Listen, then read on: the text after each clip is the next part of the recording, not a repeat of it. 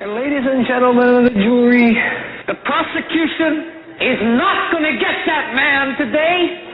No, because I'm going to get him.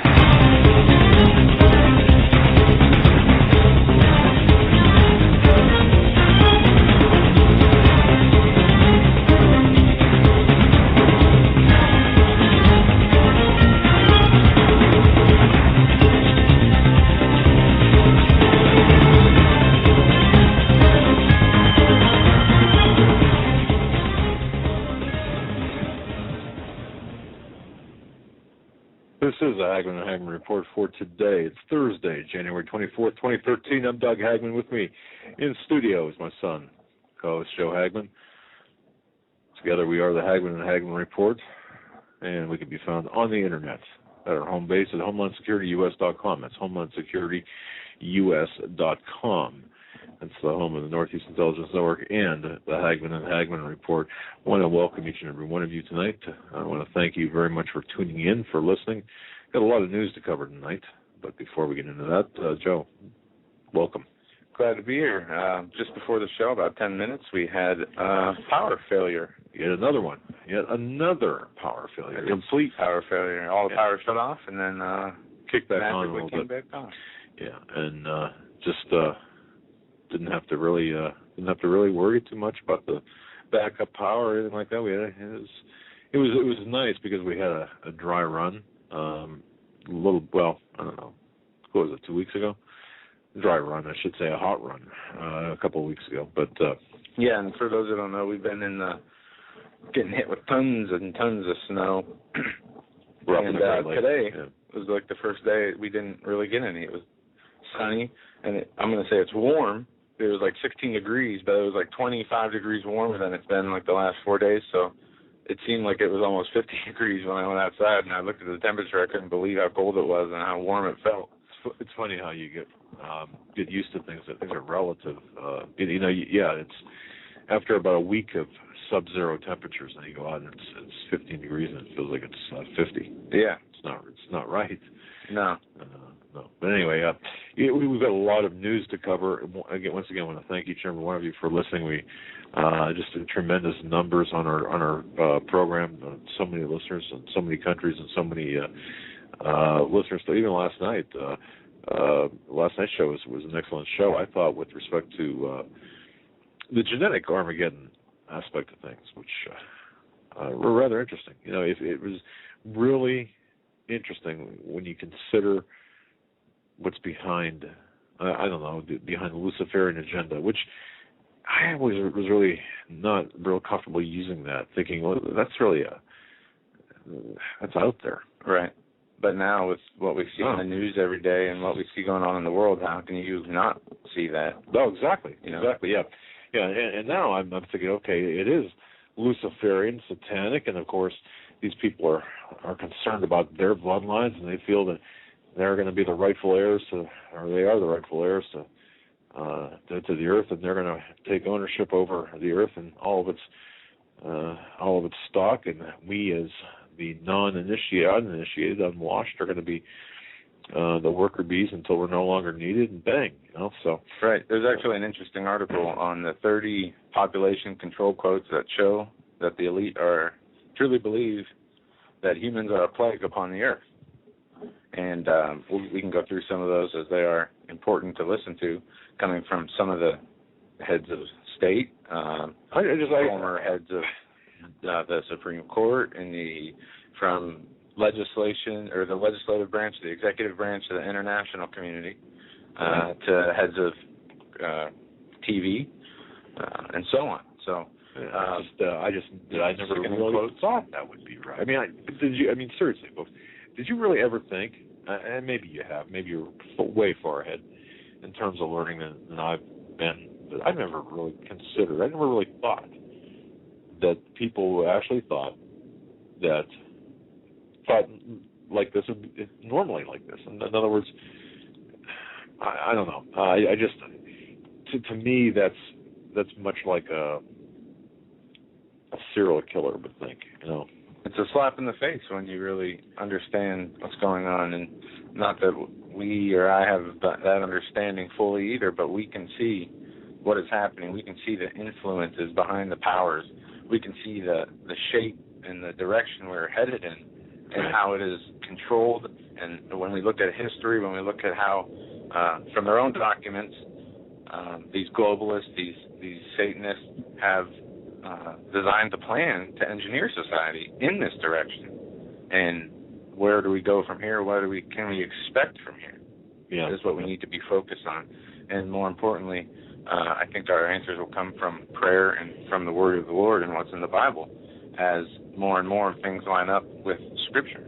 Yeah, I totally agree with you on that. I just caught the microphone here on my shirt. I apologize. I hear wind. Yeah, I do too. It's almost like there's like we're. There we go. Thanks for that, Troy. Thank you. Either that or. Yeah, it was almost like we were outside, in a camp. But all right, we've got a lot of news to cover. One of the things I just want to mention first, Joe, is for crying out loud. Okay, what are these people thinking? What is Dianne Feinstein thinking? What are these people thinking that they could that they're just going to come in here? They're going to come in and take our guns, or they're going to introduce legislation. Well, let's first address this. This Dianne Feinstein, yes, comes in using Christianity. Yes. Not because it's what she believes or practices, from what I understand, but no, it doesn't matter. But her quote, "But I believe the gun lobby is no match for the cross lobby." Right, and that wasn't her quote. That was the pastor. Well, she brings in the priest, Pastor Hall, Canon Gary Hall, to offer a prayer. All right. Yes. Paul spoke briefly before the prayer, calling for Washington lawmakers to stop fearing the gun lobby and fulfill their moral duty to restrict guns. Now, I've got a really huge, and I mean a huge problem with that. Hall said that he could no longer justify a society that ordinary citizen is able to keep and bear arms, and assault weapons are after that in parentheses. Leave. Go to a gun-free country. Go to North Korea if you don't like it here. If you love communism so much, and everybody says that, well, why don't you leave? Because the plan is to destroy America and turn it into a North Korea-like system. That's why they won't leave. That's right. It's not to transform America; it's to destroy it. And we always talk about the symbolism, Phoenix rising out of the ashes. Well, that's of course what they want to do. They want to take America. They want to destroy America, and then reopen America under the banner of this one world order system based in communism. All right, which yes, there are different parts to it, but we're going to be part of a 10 trade zone world. That's what we're going to be part of. Mm-hmm. It's going to be one globe, 10 trade zones. We're going to be part of it. We're not going to be the United States of America anymore. It's going to be autonomous trade zones here in the United States, and like we'll be in trade zone 5 or whatever. Did you see what John Kerry said today? No, I did not. Well, giving a speech on American foreign policy, and first he said, our foreign policy is not defined by drones, and he also came out and said that he was going to help implement and fulfill, I will implement President Obama's vision for the world, not for the United States, not for the people of the United States. He's not saying I will implement, the vision of the United States, or I will help the people, further their vision to better the United States. No, I will implement President Obama's vision for the world. Well, what is his vision for the world?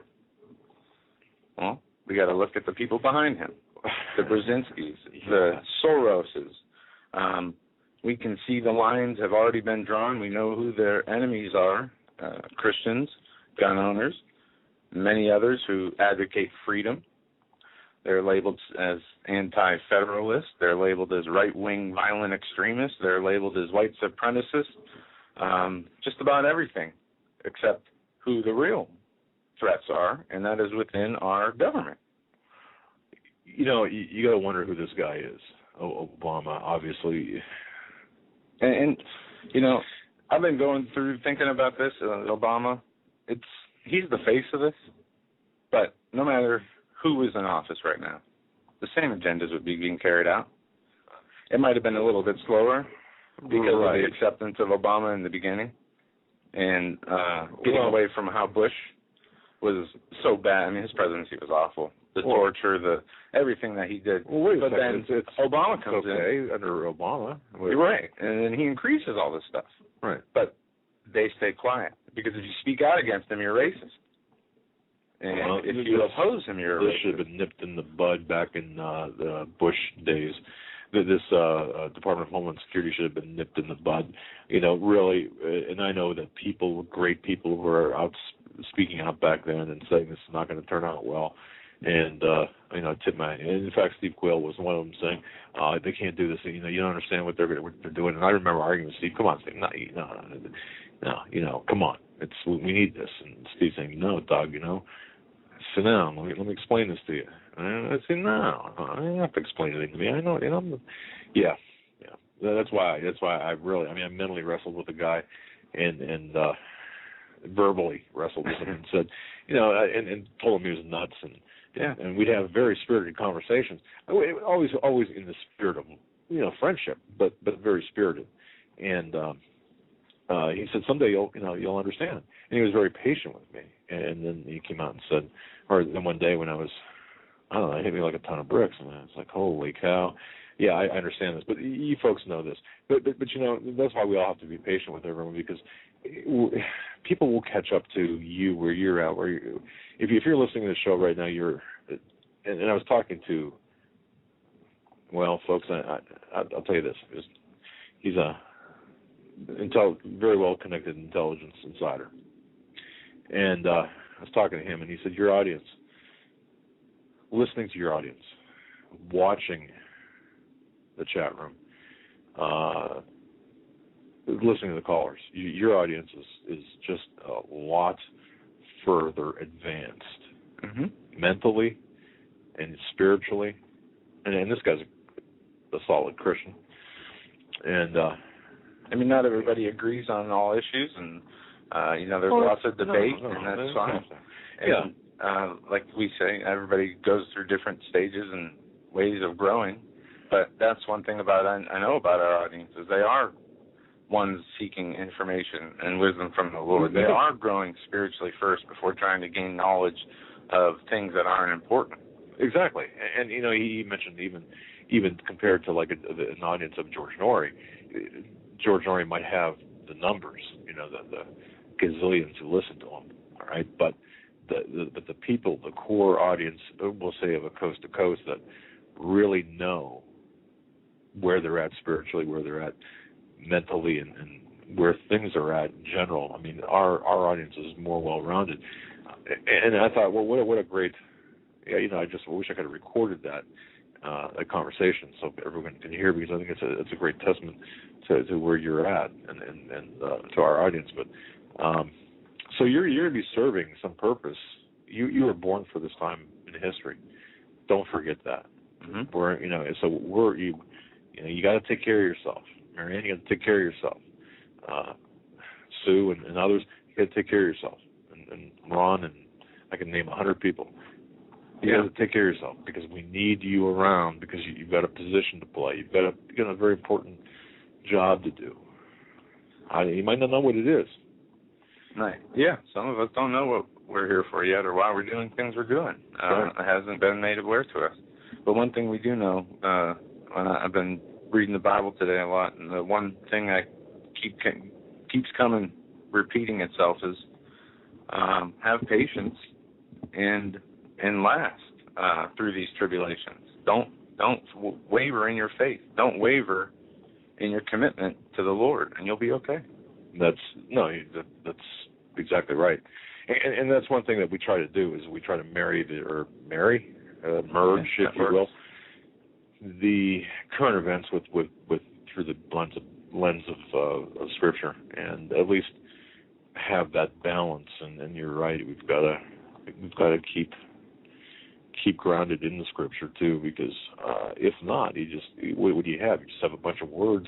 No, I see people who are losing their sanity over the lack. I mean, smart people, who aren't religious-based, who aren't Christians, who don't seek the word of the Lord on a daily basis, or even, that much I know, that are really losing it, like with frustration, with being overwhelmed, not knowing what to do, being really mentally lost because they see what's going on around them, and they don't know how to fix it or how to make it better for themselves or others. And, Well, that's something that I probably, 5-10 years ago, I probably would be in the same boat. Maybe not totally losing my mind, but you've got to. I think that the information out there is so heavy. The news is so heavy. The topics, when you start talking about what are you going to do when they come for your guns, when you start talking about things like that, or the possibility of being a felon because of a law, because you're not going to capitulate to an unconstitutional law. Now it's like, okay, it's here. The day is here. Not 100% here yet, but it looks like it's coming. And people feel it. Wow, that's a heavy, really heavy. But I'll tell you something. There's some good news to report today, though. Yeah, let's do that first. Go ahead. We have first off, Utah sheriffs are warning Obama of a deadly war over guns in the most strictest warning over guns to President Obama yet. The Utah Sheriff's Association is pledging to go to war over any administration plan to take guns away, even if it means losing their lives. That's kind of a weird good news thing, isn't it? Well, We're going to go to war, but you know what? No, this is the good news. The calling the Second Amendment a sacred right of citizens to protect themselves from tyrannical subjugation. The association state elected sheriffs in a new letter said, "We are prepared to trade our lives for the preservation of its traditional interpretation," speaking about the Second Amendment. It goes on to say there is the first meaningful proof that some in law enforcement and the military are preparing to fight federal forces if the president wins his goal of sweeping gun control. And it goes on to say, the sheriffs wrote, "Make no mistake, as the duty elected as sheriffs our respective counties, we will enforce the rights guaranteed to our citizens by the Constitution. No federal official will be permitted to descend upon our constituents and take from them what the Bill of Rights, and particularly the Second Amendment, has given them." And also, another article, number of sheriffs refusing to enforce unconstitutional gun laws snowballs. From Florida to California, a growing number of the national sheriffs are standing up to the gun control measures proposed by both the administration and Dianne Feinstein. Many law enforcement officials have written letters to President Obama, Vice President Biden, voicing their concerns over what they believe is an effort to infringe upon the Second Amendment. In New Mexico, 30 of the 33 county sheriffs have reminded state lawmakers they are under oath to support the Constitution, which includes the Second Amendment. 28 of the 29 sheriffs in Utah said a letter, which we just went over. A host of Oregon sheriffs said that they will not comply with any new unconstitutional gun regulations, and they go through a list of other quotes by these sheriffs, and they range from arresting federal officials who try to implement this to defending with their life against any federal officials who try to enforce these gun laws. In California, Sheriff Adam Christensen of Stanislaus County wrote to the Vice President, "I refuse to take firearms from law-abiding citizens and will not turn law-abiding citizens into criminals by enforcing useless gun control legislations." In Missouri, the letter to the President said, "I will rise to the defense and aid of all Americans should the federal government attempt to enact any legislation or executive order that impedes, erodes, or otherwise diminishes our constitutional rights to keep and bear arms." A town hall meeting in Jackson County, Kentucky told citizens, "You're never going to pull a gun from Jackson County." Texas, Florida, and a whole list of other sheriffs are doing the same thing and standing up against these regulations. Well, and on the other side of that, I have uploaded the audio of a mayor of New Jersey. Now. Oh, this is the Cory Booker thing. Yeah. And I'm gonna, folks, have you seen this? I'm gonna play it right now, and it gets about 12 seconds. It's where he starts talking. Obviously, this plays in New Jersey, not anywhere else. So the residents of New Jersey listening to this program, listen to this. Hi, I'm Mayor Cory Booker, and I, like so many in our city, are just saying enough. We have had a significant reduction in shootings in our city, but it is still too many. There are a small group of people in our city that think they can walk around with guns. It is unacceptable. But we can't just wish this will stop. We can't just hope this will stop. We as individuals have to do something about it. So we have a program in our city right now that's completely anonymous, and we will give you cash, $1,000, to anyone who calls our anonymous tip line. Give us the information about who is carrying a gun. If we don't even have to have a conviction, we arrest that individual and simply get that gun off the streets, you call back, get your second group of digits, go to a bank or send somebody to a bank, and they will give you $1,000 in cash, no question asked. This is the best program in the country. A quick $1,000. If you know somebody carrying an illegal gun, give us the information and get the money. $1,000. We cannot afford to have one more person in our city shot. We cannot afford to have one more such crime happen to devastate families, to rip the fabric of our community. I won't accept it. We're getting so much better in driving the rate of shootings down in our city. But now I'm offering you $1,000 for a little bit of information to help us keep our city and our communities even more safe. Step up. Stand up. Let's get these guns off our street. $1,000. Thank you.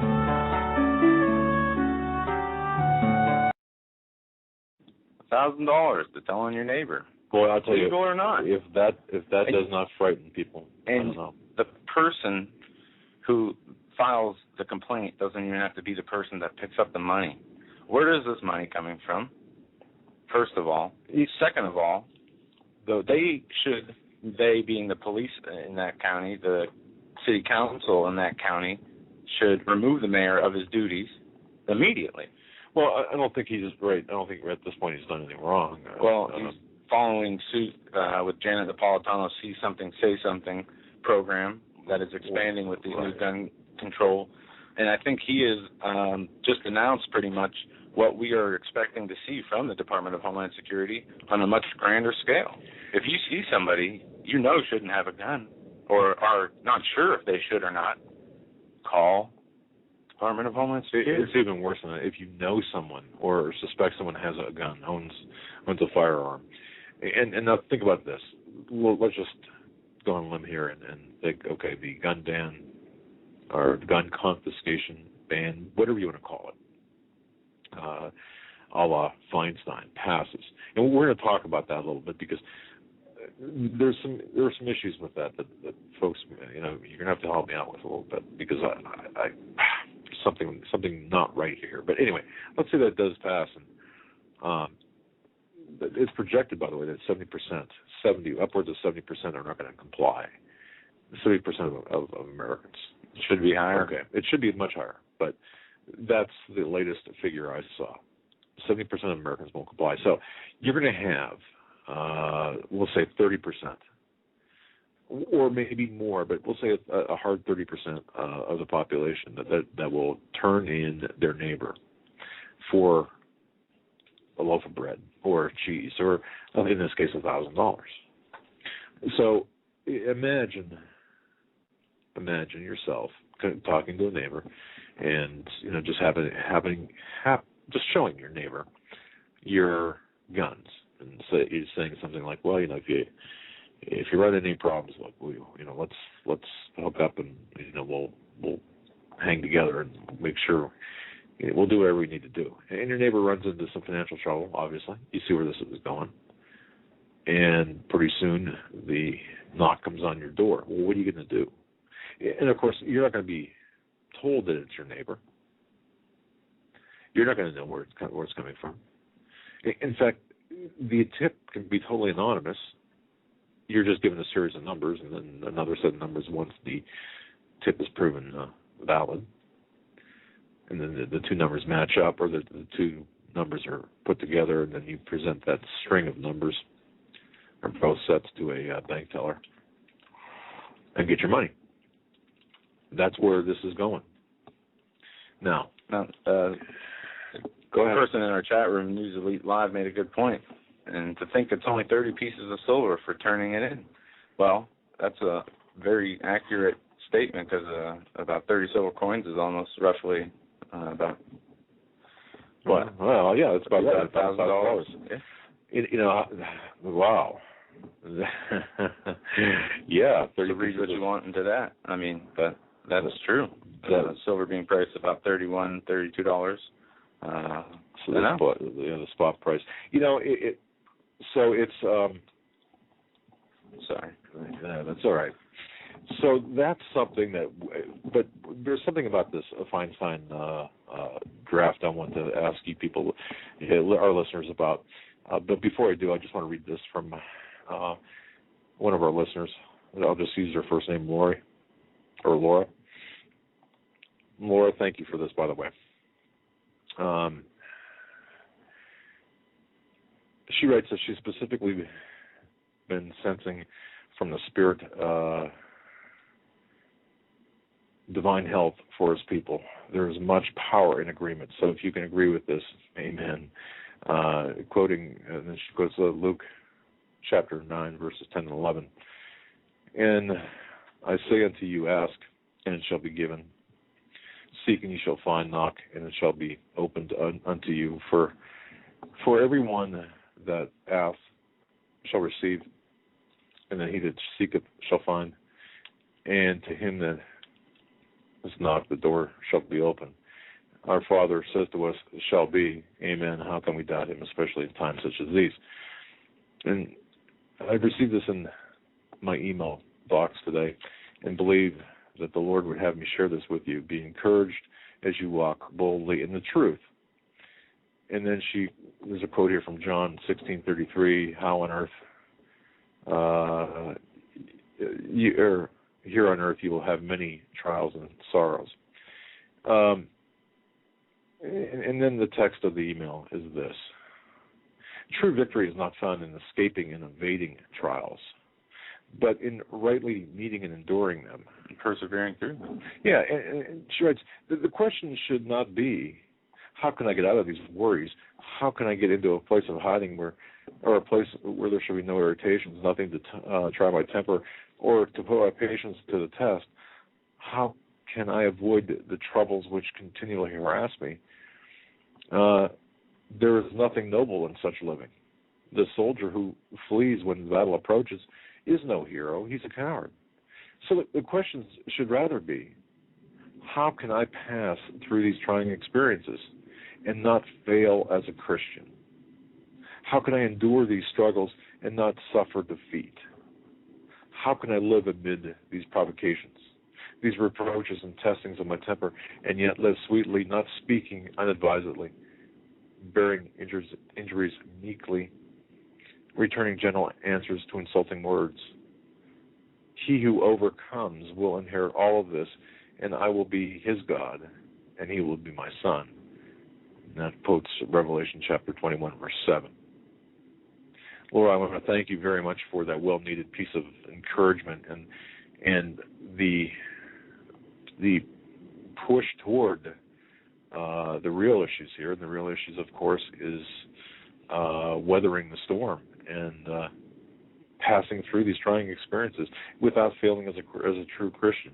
And that's something that we have to do. And you speak about this more than I do, Joe, about that very topic, about putting your faith first. And that's, but I just the way that when I opened the email and I read it and then I reread it and I thought, wow, that's pretty powerful if you think about it.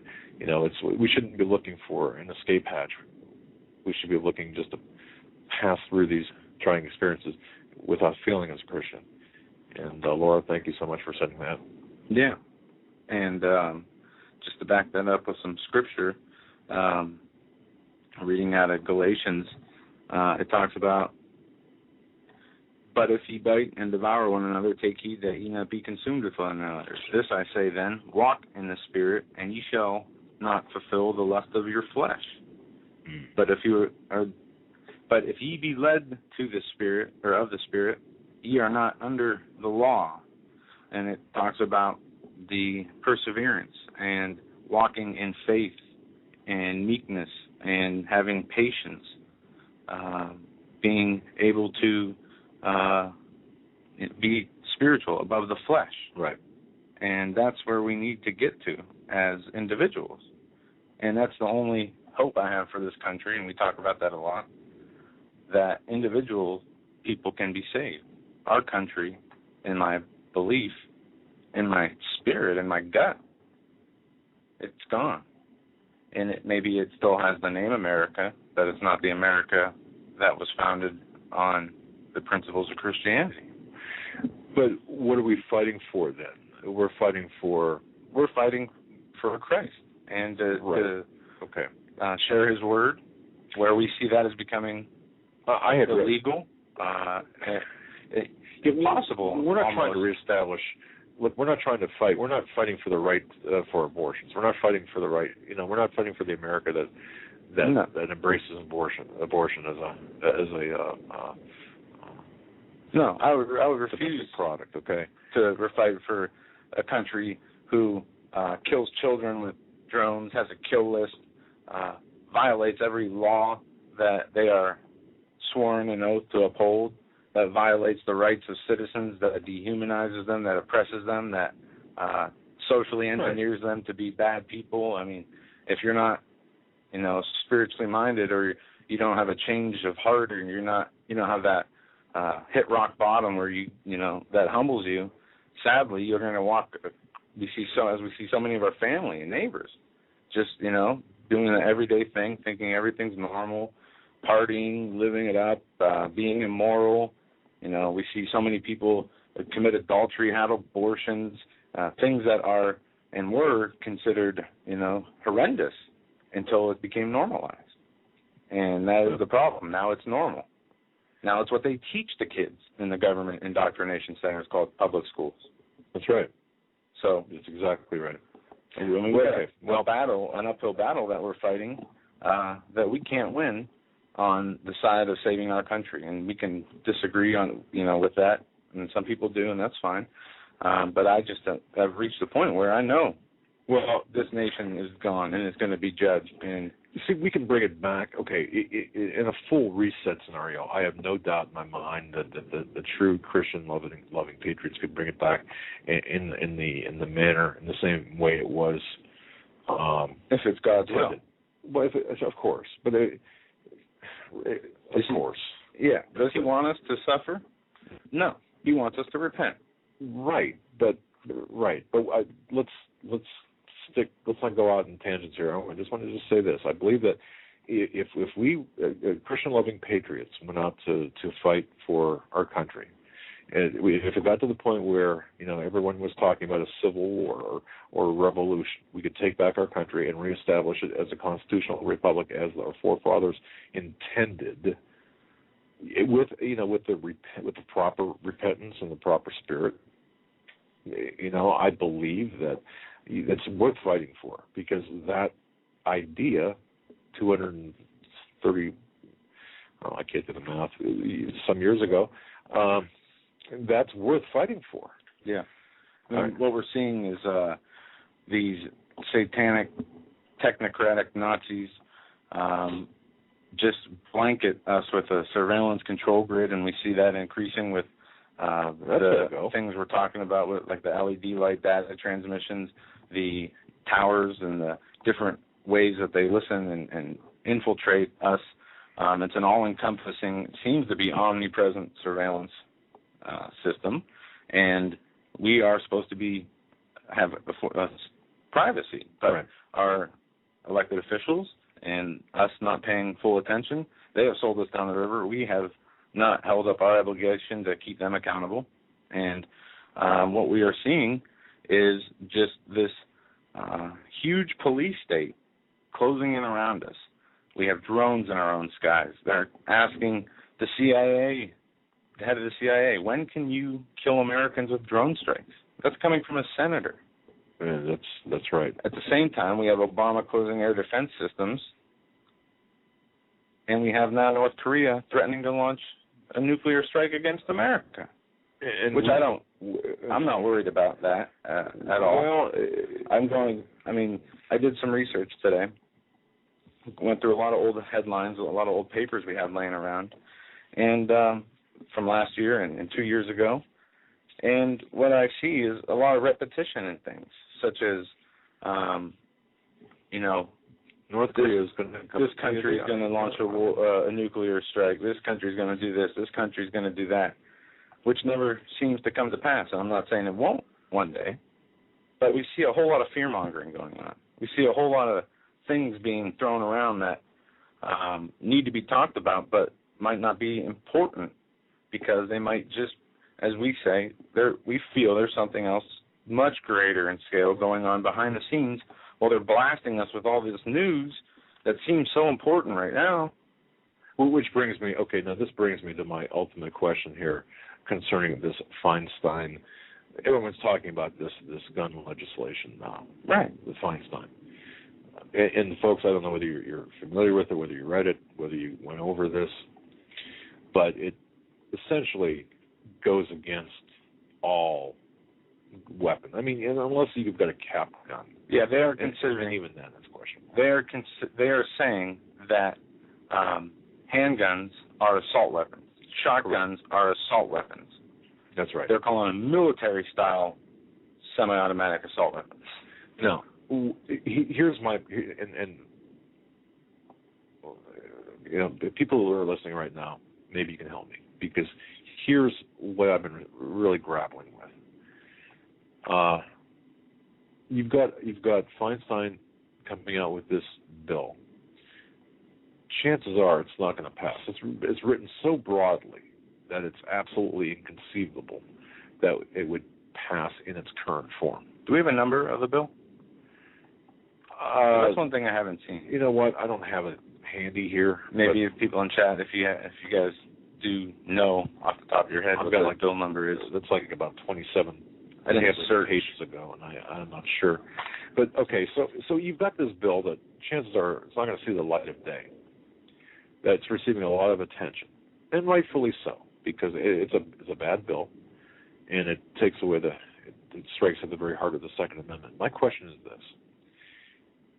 Because of its dim chances of failure, or dim chances of passage,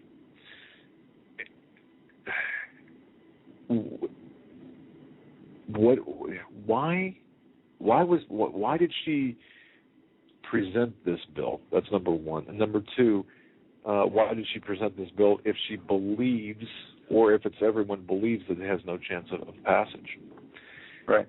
Okay. That's a good question. But there's something not right about this. The second part of that's a good question. The first part, she has been one of the biggest anti-gun politicians since she's been in office. So, but we all know that. But she's the perfect face for launching this.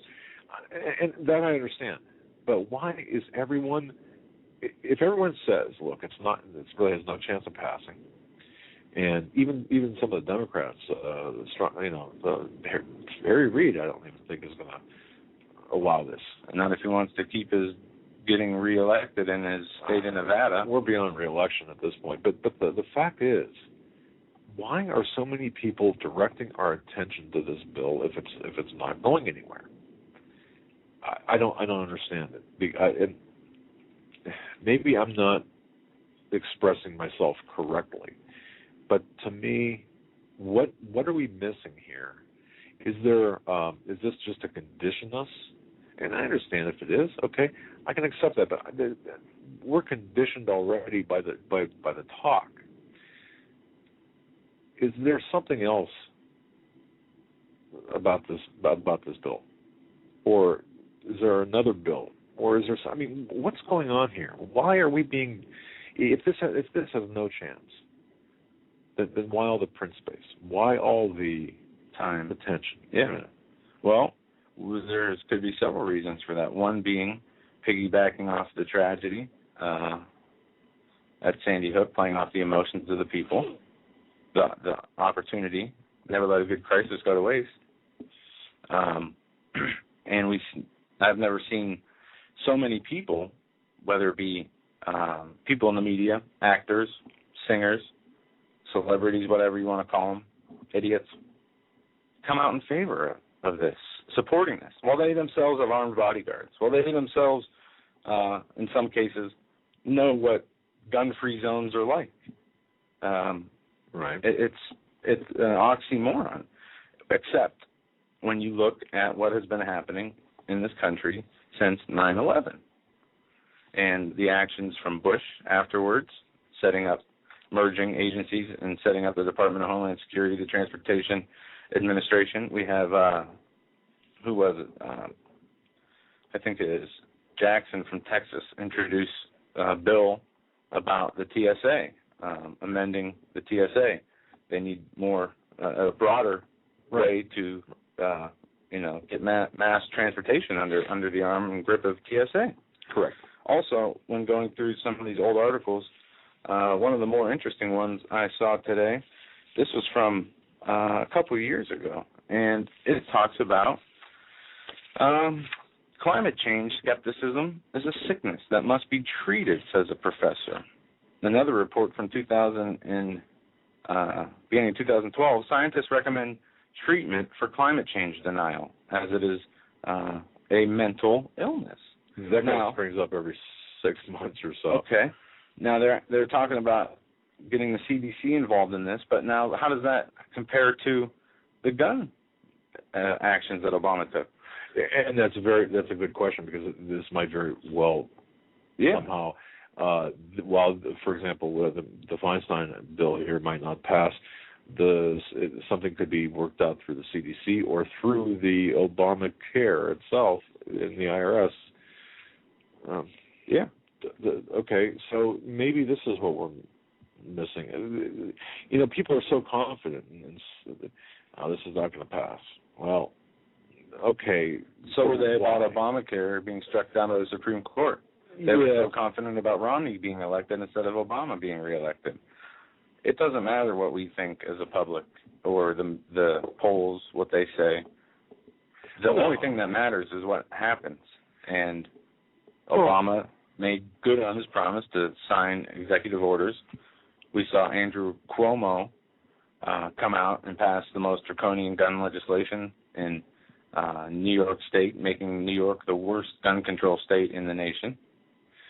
I still, once again, I'm looking for clarity on that as well. We have West Point coming out, making a PDF to law enforcement and other military agencies saying, if you are pro-gun, you're an extremist.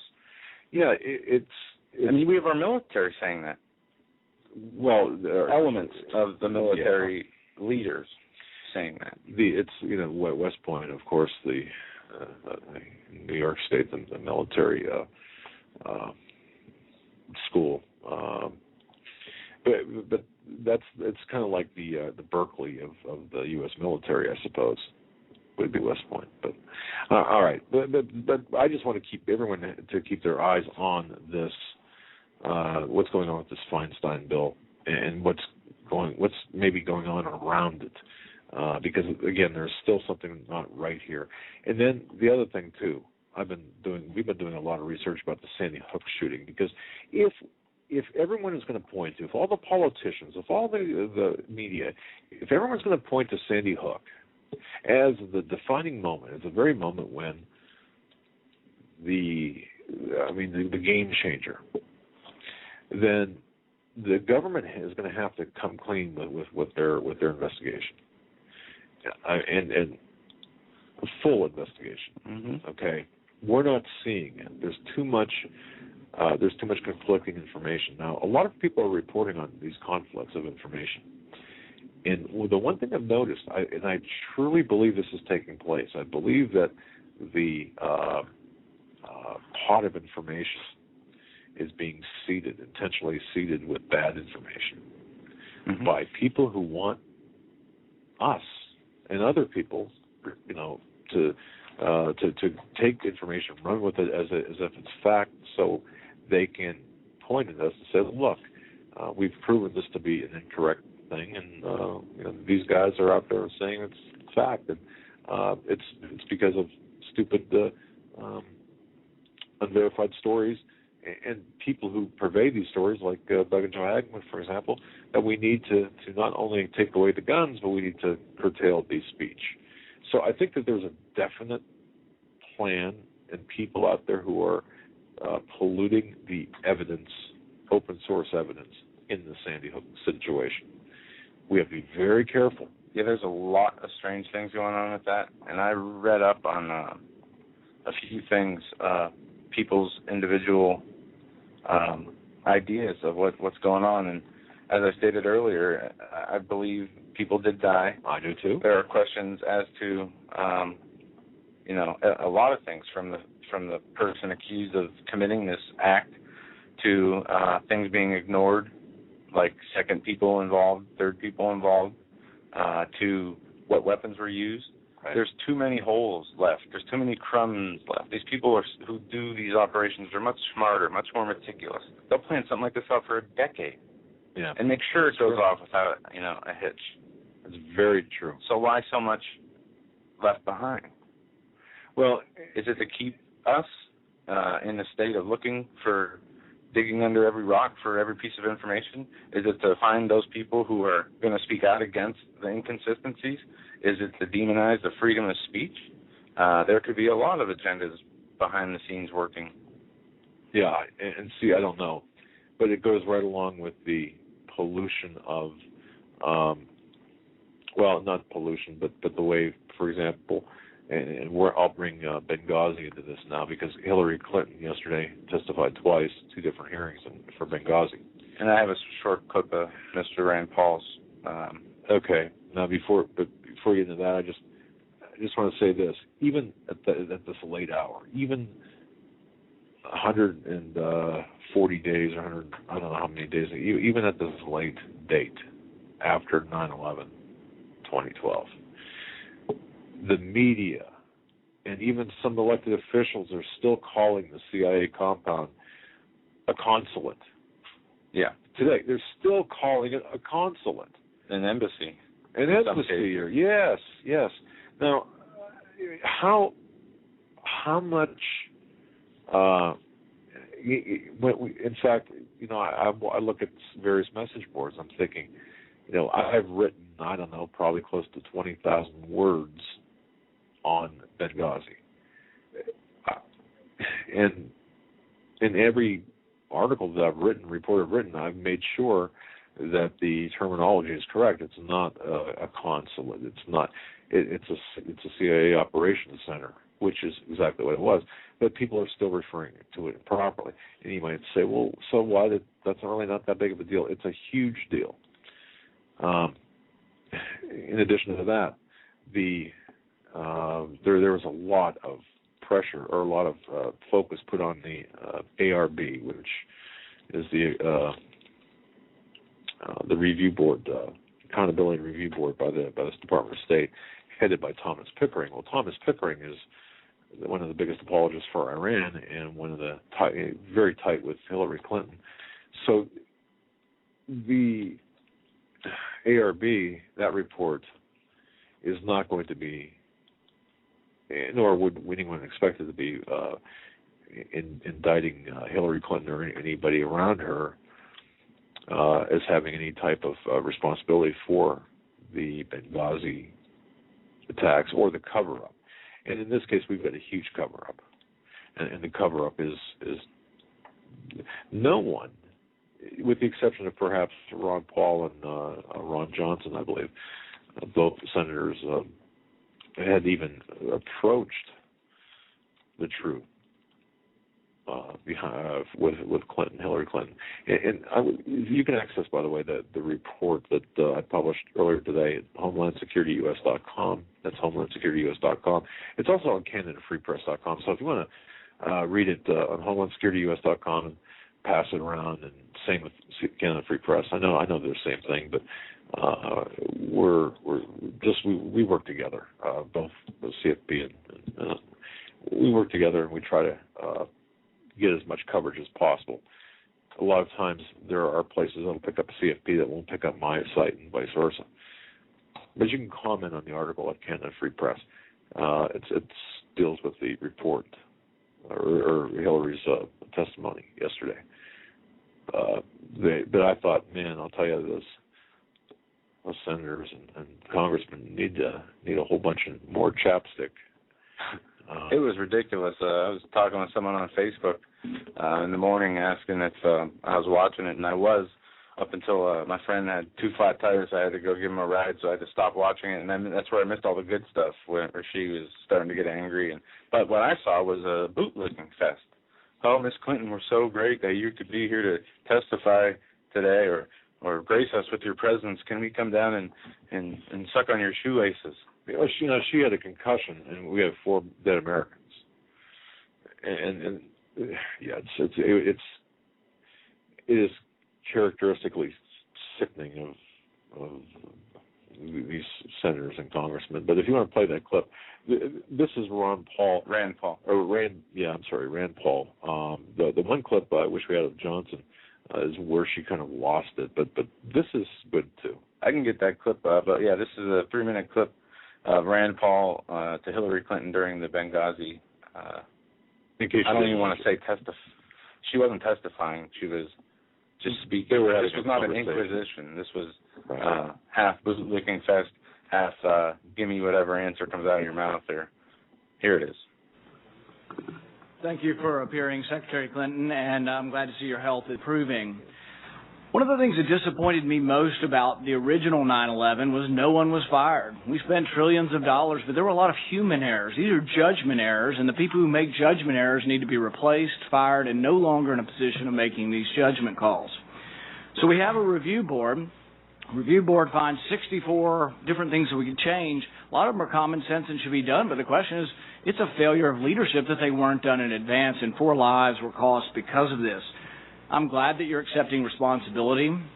I think that ultimately with your leaving, you accept the culpability for the worst tragedy since 9/11, and I really mean that.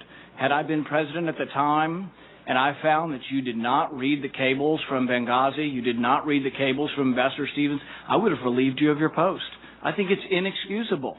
The thing is that, we can understand that you're not reading every cable. I can understand that maybe you're not aware of the cable from the ambassador in Vienna that asked for $100,000 for an electrical charging station. I can understand that maybe you're not aware that your department spent $100,000 on 3 comedians who went to India on a promotional tour called Make Chi Not War.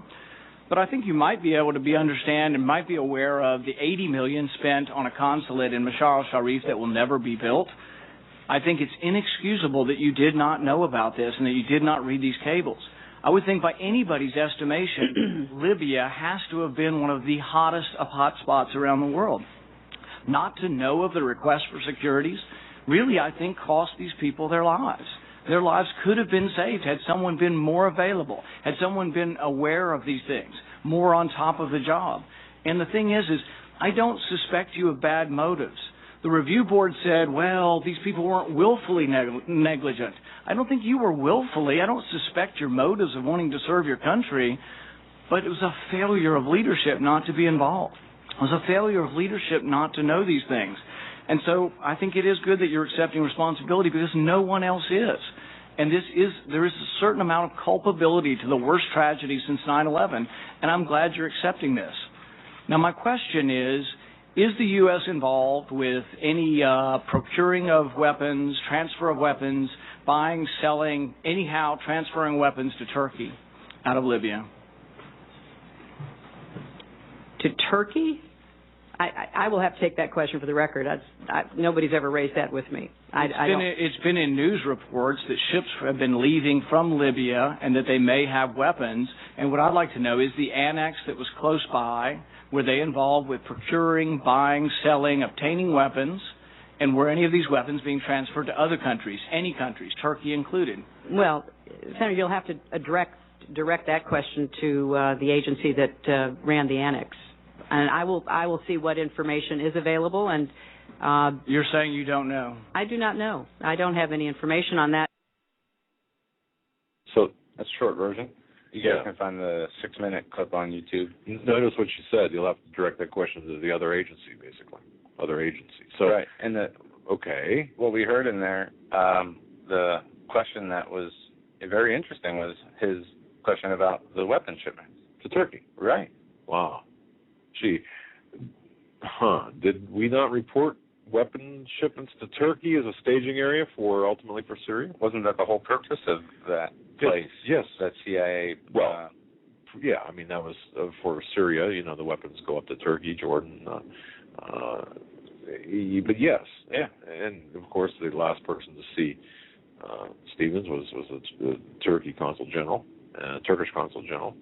Yeah, and Stevens is under Clinton's supervision, running or involved in one of the biggest gun running operations or weapons running operations in the Middle East. And one of the things she said in there is the lack of funding. Well, she blamed Congress for having a lack of funding, and he rattled off a few of the ridiculous things they had done, $100,000 for comedians to come and this and that, but there was a pulling away of security before this incident. But see, that's all we're hearing, because the CIA Ops Center wasn't lacking in security. They didn't want a security presence there because they didn't want to draw attention to what their activities were. Right, and don't tell me you have a lack of money when you have the printing presses right next door, And that's true. Plus, folks remember this as well. The Ansar al-Sharia, the actors that perpetrated 9/11, Ansar al-Sharia and AQIM, the two terror groups that were involved in the actual attack in Benghazi. We're also looking for the AQIM prisoners, the Red Crescent, Iranian Red Crescent workers who were being held as prisoners, and some AQIM drug runners as well. And the attackers felt that they were being held at the annex and the CIA Operations Center there in Benghazi. So that's why people went, well, why did this firefight take, 7 hours? Well, remember, they're looking for their prisoners, their people. The soldiers were using laser pointers to point out the enemy, anticipating that there was going to be air support, dropping missiles on these people, exposing themselves as to their positions, receiving gunfire in return, not to be rescued, not to be saved. And what was the excuse given? Well, we don't send our personnel into dangerous situations. Yeah, Panetta is saying we don't send our personnel into situations where we don't know exactly, what's going on, or what the entire well, they knew exactly what was going on. They had every inch covered. Right, and it's not just about Benghazi, because this speaks to a much bigger picture of what our true people, our true government, our people in power, what they are doing, and they are disregarding things that they could care less about. Human life is one of those things, and they pass the buck every chance they get, no matter what.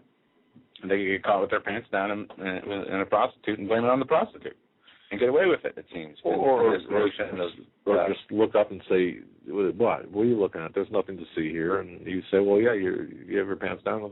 There's a prostitute right there. No, that's not what no. Yeah, you're seeing things. Yeah, and they'll push that lie, and to make you think you're crazy. Yeah, it's as they continue to target American citizens for being domestic extremists, for believing in God, for believing in the Constitution. We've had numerous examples of Janet Napolitano meeting with all types of different leaders and law enforcement from state and local officials, not to talk about the problems of radical Islamic extremism or any other real extremist threat, but it's always the right-wing, domestic, violent, extremist freedom lovers that's the agenda that's being pushed. It's not the people who are actually committing the crimes are being targeted. It is the people who want to be safe, want to be free, want to be left alone that are being targeted. That's right. Why? Because they're not going to go along with the program that's trying to be or being implemented right now before our eyes. That's right. And I got to tell you, this agenda has been in play for decades, if not an entire generation, maybe even at least a century. Folks, you're listening to the Hagmann Ag Report this Thursday, January 24th, 2015 edition. I want to thank each and every one of you for listening. Hang with us. We'll be right back after these messages.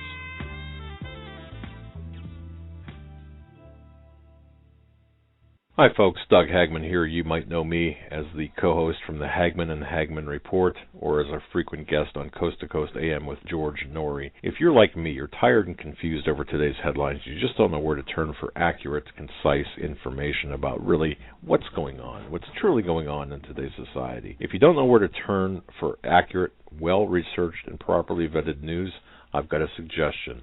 In fact, it's a requirement. Bookmark Canada Free Press. That's CanadaFreePress.com on the internet. It's just not for Canada. It's for news across the world. Judy McLeod, founding editor, has put together a vast array of talented writers like Kelly O'Connell, Daniel Greenfield, Dr. Ilana Johnson-Powell, a lot of guest columnists, very talented writers. Folks, that's Canada Free Press at CanadaFreePress.com. Now mobile friendly. Follow on Facebook, because without America, there is no free world.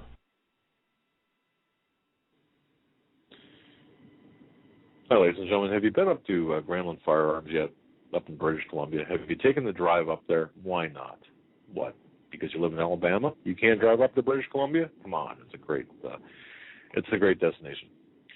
Ladies and gentlemen, what I'm talking about is if you go to HomelandSecurityUS.com, click on the box on the right where it says Gremlin Firearms of British Columbia. Click here. You click there, and it takes you to their website.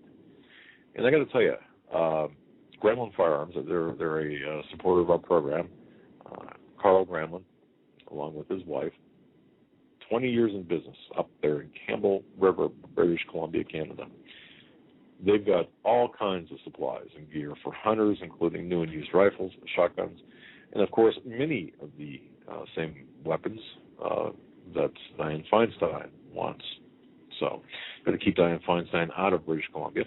But that said, they've got all sorts of different types of rifles and pellet guns, ammunitions, reloading supplies, clothing, scopes, you name it, they've got it. All anything the hunter might need, it's up there.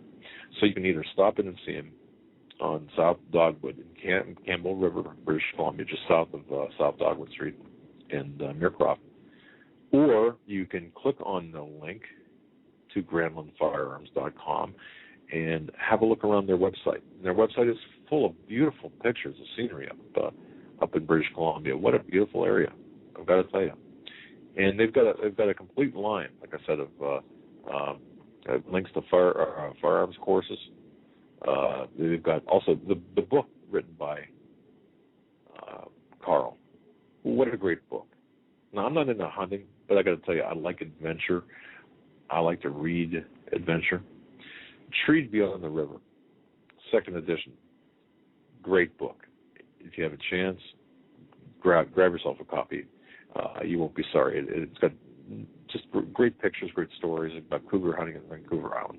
But folks, like I said, click on the icon, Gremlin Firearms of British Columbia, and while you're up perusing through the website, sign the guest book. Tell them Doug and Joe Hagmann sent you. Survival of the fittest. In any and all situations, survival is your number one priority. That requires being tough and thinking smart. And the folks at Freeze Dry Guy are going to help you do just that. They have the long-range patrol ration entrees, what they call the Brick Pack. When you're in survival mode, it is absolutely the best item for your survival pack or bug-out bag. You can go farther, faster, and carry more food with the LRP cold weather ration entrees. Not only do these long-lasting, durable entrees help sustain you or your family through the harshest environment or situation, they are by far the most delicious of their kind. No contest. With a variety of tasty entrees, you can't beat the LRP Brick Packs. Let Freeze Dry Guy help you in your survival situations. Go to freezedryguy.com. That's freezedryguy.com, or call 866-404-3663. That's 866-404-FOOD.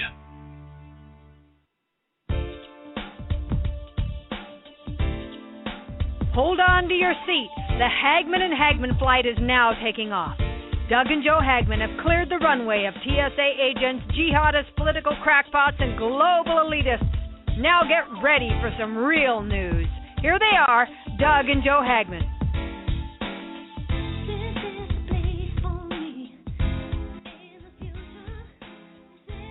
Hey, welcome back, ladies and gentlemen, to hour number 2 of the Hagmann and Hagmann Report. This is the 24th day of January 2013. How time flies. That went by so fast. Yeah, I got to tell you, it's you know the saying you heard your parents say, "Boy, the older you get, the faster time goes." Well, it's true, but I think perhaps there's a rip in the fabric of time. No, I'm just kidding. It just seems like January went by really quickly. But folks, if you want to weigh in on anything we're talking about, anything we brought up during the first hour, or anything that you think is important for us to discuss, 661-244-9839. That's 661-244-9839. And once again, we want to thank you very much for being a part of our program. We attempted to address the important issues that sometimes get by the mainstream media, get by the alternative media even, and sometimes we address issues that we like to correct, especially if we see things taking place on the internet that are not necessarily true, that could be hurting the cause of truth in the country today. And we need unity now more than ever. As we see our nation is divided, our political system is divided, our families are divided, and things are getting worse. With that, we're going to go to the phones right now. We got local radio host, our friend Patriot John from Braveheart Radio. We're going to bring on now. Then we're going to go to Pierre. John, you're live on the Hagmann and Hagmann Report. Good evening, guys. How are you tonight? Very well, John. Thanks for calling. And folks, you're listening to one of the co-hosts of Braveheart Radio out of Northwest Pennsylvania. So, what's up, John? Doug, you were talking right toward the top of the show about with this gun ban bill doomed to failure. Why are they pushing it so hard? And I've kind of been thinking about this for a little while, and it's starting to come together. One of the biggest pushes that Obama made in his executive orders, the 23 executive orders, deals with the mental health aspect of this whole thing. And I don't know if Feinstein's bill has anything in it about mental health or not. I have not had a chance to read it yet, but they play together as far as the gun ban plus the mental health aspect, and that's what is really sticking in my head, because over the last, 15 years, 20 years maybe, antidepressants, psychotropic drugs, all that stuff, have been basically handed out by doctors and psychiatrists like candy. And I'm just wondering if maybe being on an antidepressant for whatever reason might be a disqualifier for gun ownership. Yeah. Well, okay. That's what it's looking like. You would think. All right. Let's say that there is some sort of interfacing between medical records and gun ownership records. All right. Now this is something that Bill Clinton took away with via HIPAA. Clinton himself was responsible for that. Yeah. The removal or the separation. Well, one thing we see though that we have now that we didn't have then is universal health care under Obamacare. Well, let's see. And now that it seems like his executive orders coincide more with the health aspect of gun ownership than what Dianne Feinstein's trying to do, which is limit any gun or make any gun illegal that basically holds a magazine. But John, go ahead, John. Because John, I'm just trying to I understand the concept, but how is creating this DOA bill going to accomplish what you're talking about? Well, what is Washington famous for besides doing absolutely nothing? Creating distractions. Never mind the right hand. Watch what the left hand is doing. The right hand, you don't have to worry about that. Nothing to see here. Move along. Meanwhile, nobody's paying attention to the left hand. And Feinstein made a big deal about bringing this bill out today, and she somehow got permission from the D.C. police to have all of these weapons under her control, if not her possession. And she paraded them out along with her bill and all of that. It's bread and circuses, right? And one of Obama's 23 points was to remind doctors that they're allowed to ask you about guns in your house. Now, if you go to your doctor because you've got a sore back or you've got a cold, the flu, whatever, you go to him or her for everything. Everything general medicine, and right. They're going to know, obviously, if you are, if they have prescribed you antidepressants. Even if they didn't, they're going to know your history because of consultations with maybe another doctor that did prescribe you those antidepressants. Now they're asking about having guns in the house. You see where this is going? Oh yeah. And even my DHS source had made the offhanded comment. Have you been to the doctor lately? He's asked. He or she will be asking about gun ownership, and sure enough, that did come to pass and has come to pass. But so yeah, I can see how this would tie together, how this would be enforced. I guess back to my original question is, maybe you just answered it, because maybe they could put this under some sort of Health and Human Services mandate. Well, he also enlisted the CDC to do some study or other. I don't know what the CDC has anything to do with guns or gun violence, other than the mental health aspect. There it is again. Wow. Yeah. Well, what they're doing is trying to, we see them labeling in the West Point PDF, as well as many other Department of Homeland Security publications, people who stand up for anti-abortion rights, people who don't like centralized federal authority, people that are against the Federal Reserve, people who are against the UN and their agenda to implement their one world government. Let me back up. People who are pro-life. Pro-life. Right. Right. Now we are seeing them target people who don't like climate change, or the idea that, we're living under global warming where the planet's going to heat up and all the ice is going to melt next year. That is a mental illness. They are moving toward making Christianity a mental illness, and this all plays into a bigger agenda. On that note about global warming and climate change, does anybody have Al Gore's number? Because I'd like to call him and have him come shovel his 2 feet of global warming out of my driveway. Yeah, I got it in my Rolodex, except the Rolodex is my office, and we talk frequently. I'll let him know that you're not pleased and you need. But anyway, back. Sorry for the little aside there. Another thing too is Mike Adams did an article a month or two ago about how the next Psychiatry Bible, as it's called, is coming out and saying that everything is a mental illness. You know what I'm referring to? Yes. Yes. I mean,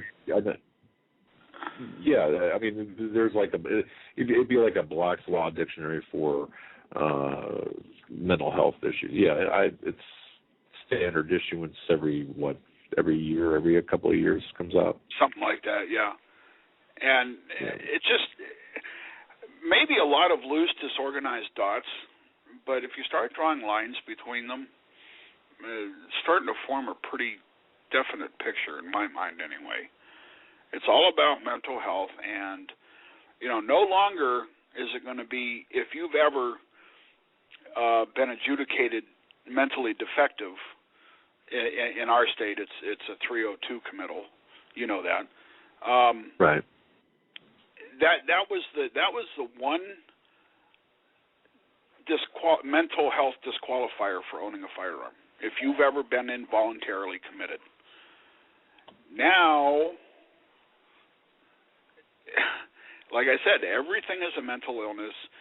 They're handing out antidepressants like candy, and your doctor is being reminded that it's okay to ask about guns in your house. It doesn't form a very good picture.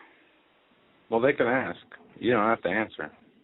Oh, absolutely. Well, you know what? Perhaps under the legislation of this Obamacare, the Affordable Health Care Act, maybe you'll be compelled to answer, or you'll lose the ability to be, you won't have the ability to be treated or whatever. I don't know. It's such a crazy time. We're going to have to break away from their system anyway at some point, and it is getting closer and closer as they continue to do what they're doing, carrying out their evil agenda. We have to remove ourselves from that in any and every way we possibly can. Yep. We don't follow man's law. We follow God's law. Exactly. That's right. So, well, John, anyway, that was my little pet theory. Okay, all right. I'm going to kind of keep that in the back of my mind here. We definitely know that there's a direct connection to the mental health and to the Affordable Health Care Act and HHS, and we know that the plans are pretty nefarious. We just don't know how exactly the mechanics are going to work on this yet. But John, God bless you, man. Thank you very much, and God bless, guys. We'll hear you. Thanks we'll hear you on Saturday. Thanks for bringing me up. All right, buddy. Talk to you later. And Joe, I want to tell you this. I don't know whether you heard about this. New York Police Department is testing New York City PD is testing a device to scan New Yorkers for guns. We talked about this yesterday before the show briefly, and we didn't have a chance to cover it. So, they are. Not only have they done this with the new technology, they unleashed this to private cars about 6-7 months ago. I remember talking about it. Up to 12 to 20 feet, they would be able to have like a little portable X-ray scanner.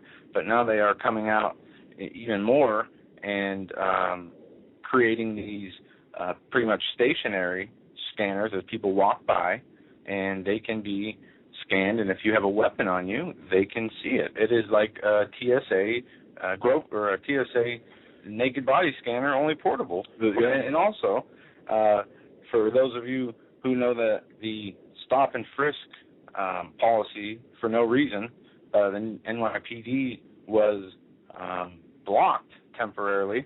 Now it has been put back to temporarily being resumed, the stop and frisk policy. A federal judge let the New York Police Department on Thursday temporarily resume stop and frisk stops, even though she believes that they're unconstitutional. And she does so saying she's going to decide what permanent remedies are necessary to prevent illegal stops of thousands of privately owned buildings. This is U.S. District Judge Sharia Shalendon in Manhattan. She lifted an immediate implementation of the order she issued earlier this month concerning a program aimed at decreasing city's crime.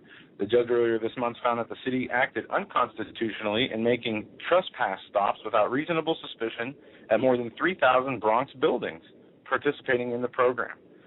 Finding that the city is challenging the federal appeals court, the judge said she needed the appeal will be mooted by her own lifting of the ban.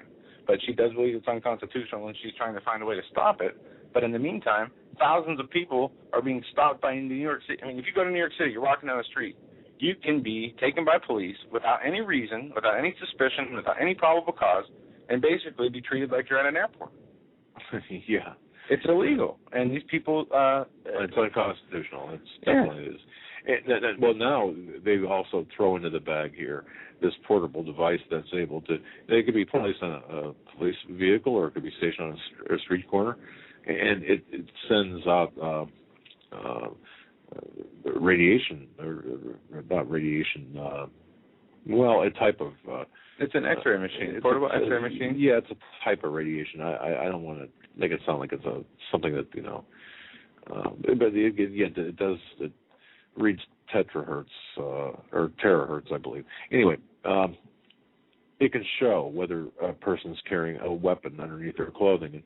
And Ray Kelly, I think, had shown some photographs or some images that one of the devices used, and it shows a New York City undercover officer, I believe, clad in New York Jets jersey and jeans, and you can clearly see the shape of a gun underneath his clothing. So, where does this fall in? Where's the constitutionality on this thing? There is no constitution anymore. There is no rule of law as we know it, right, or at least as we were all under at one time. There's a new rule of law. It's talked about through different administrations, and their rule of law is the New World Order, the One World Agenda. And John Kerry, who is going to be confirmed as the next Secretary of State, stated he is going to help Obama implement his vision for the world. He's also backing the United States' entry into a pro-abortion United Nations treaty. Secretary of State, if confirmed, John Kerry will be the next Secretary of State. He would support making the United States a party to the United Nations Convention that has been repeatedly used to advocate for abortions, oppose restrictions, and support government funding access across the globe. The treaty, UN Convention on the Elimination of All Forms of Discrimination Against Women, was signed by Jimmy Carter in 1980, was never ratified by the Senate. So just a little bit of what you're going to have to look forward to here as the chess pieces are being put in place in the government. And we got another call we're going to go to, Pierre. Pierre, you're on the Hagmann and Hagmann report. What's on your mind tonight? Hi, guys. How you guys doing? Good. Very well. Hey, good to hear that you're well, Doug. Flu, yeah, I know how that rolls. That's a very bad thing. Wow, hey, like I said, I was seeing monkeys, man. I was yeah, you said you saw monkeys. I was kind of laughing because I actually had a visual of you seeing monkeys on a wall. It's pretty funny. But let me tell you, it's terrible. But well, speaking to your megaphone there, you sound a little bit like you're far away. So, can you guys hear me now? Can you hear me clear? Yeah, much better, man. All right. Got to get you out of the recliner. Yeah, well, something like that. Now I'm at the desk. Hey guys, you know what's on my mind is several things that's been going on. I just recently discovered on the news, but your son had mentioned it, I believe, yesterday. I only caught half the show, but Obama shutting down the southern radar net along our southern regions. And, I mean, that's permanent closure. That's not a temporary thing. Not a temporary thing at all. And, yeah, and that threat is looking pretty bad. I mean, I can only imagine what's going to be coming out of that. And no one's raging about this. No one's saying anything because it's not registering in people's heads. And it goes back to when I was telling you guys some calls ago about smoke and mirrors, and this is now just another aspect of it. But this is a more potentially lethal version of deflections and diversions. I mean, we're all trying to home in on what's going on. What if there's going to be a false flag? What's going to happen? And now we got this. And then I heard there's something else about air traffic controllers being phased out or something like that too as well. I don't have the story for that part, but I have heard it at least through two different sources on that in terms of air traffic controllers. And I find that to be in direct relation to the shutting down of the radar net. Anything low flying can come through, cruise missiles, nukes, enemy drones, drug planes, for arms planes, for the gun runners, or even worse, it makes it easier now for the skin trade, which is the child trafficking, human traffickers. And think about this. This is something I thought of when I saw this. What if there are those in the military, those working in these defense systems that would see or hear an order of a drone strike ordered on an American citizen on American soil that would shoot down that drone? Well, that protection's gone also. True. Aside from all the other threats that are coming, that could be coming. True. That's a very scary notion in terms of the implications of that, and it makes me go back to like that story that Steve Quill talked about, Henry Gruver and his vision. And if you can't see what's coming, I mean, it's one thing if you see the nuke coming or the incoming missile, maybe you have a chance to shoot it down. But in this case, you don't have a chance because there's nothing to cover that. At best, you might have visual confirmation, and even then, you're kind of screwed. Then you're talking about a ground invasion. And I remember I mentioned about the not only I mentioned it, but the source was oh my goodness, I can't remember his name to save my life. He was a gentleman who runs his own website, and he talked about PLA bases, People Liberation Army bases of China being built or have been built and fully stocked and supplied throughout northern Mexico and parts of southern Mexico. And then there's even reports of even Chinese troops being spotted out there to some degree or another. Talk about an invasion corridor that's open. Now you got your air, no one can see anything coming in through the air, and no one's going to be able to stop them on the ground. It'll be too late before anyone realizes that. Alexander Bachman. Thanks, Steve in Babylon in the chat room. It's Alexander Bachman. Alexander Bachman. Okay. Right. I remember that. That's an issue. And we need to be speaking up on this because it's another thing that our Second Amendment's getting attacked. This is just another aspect of it when you really think about it, because the pacification force can roll right through the border regions. Doug, nothing can stop them. And if they're a PLA, they're highly motivated, well-trained, ready to do what they got to do. And, folks, they have no reservations about dealing with you. None. None. That's very true. It's something we need to not only think about, Doug, but the question is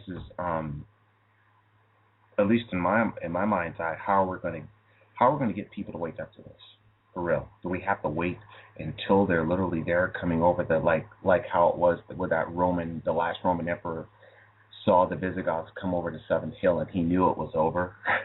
I mean, that was it. Yeah, well, you're gonna have people in Phoenix seeing the dust clouds to their south, and 2 billion screaming Chinamen coming across the border. Unfortunately, that'll wake them up.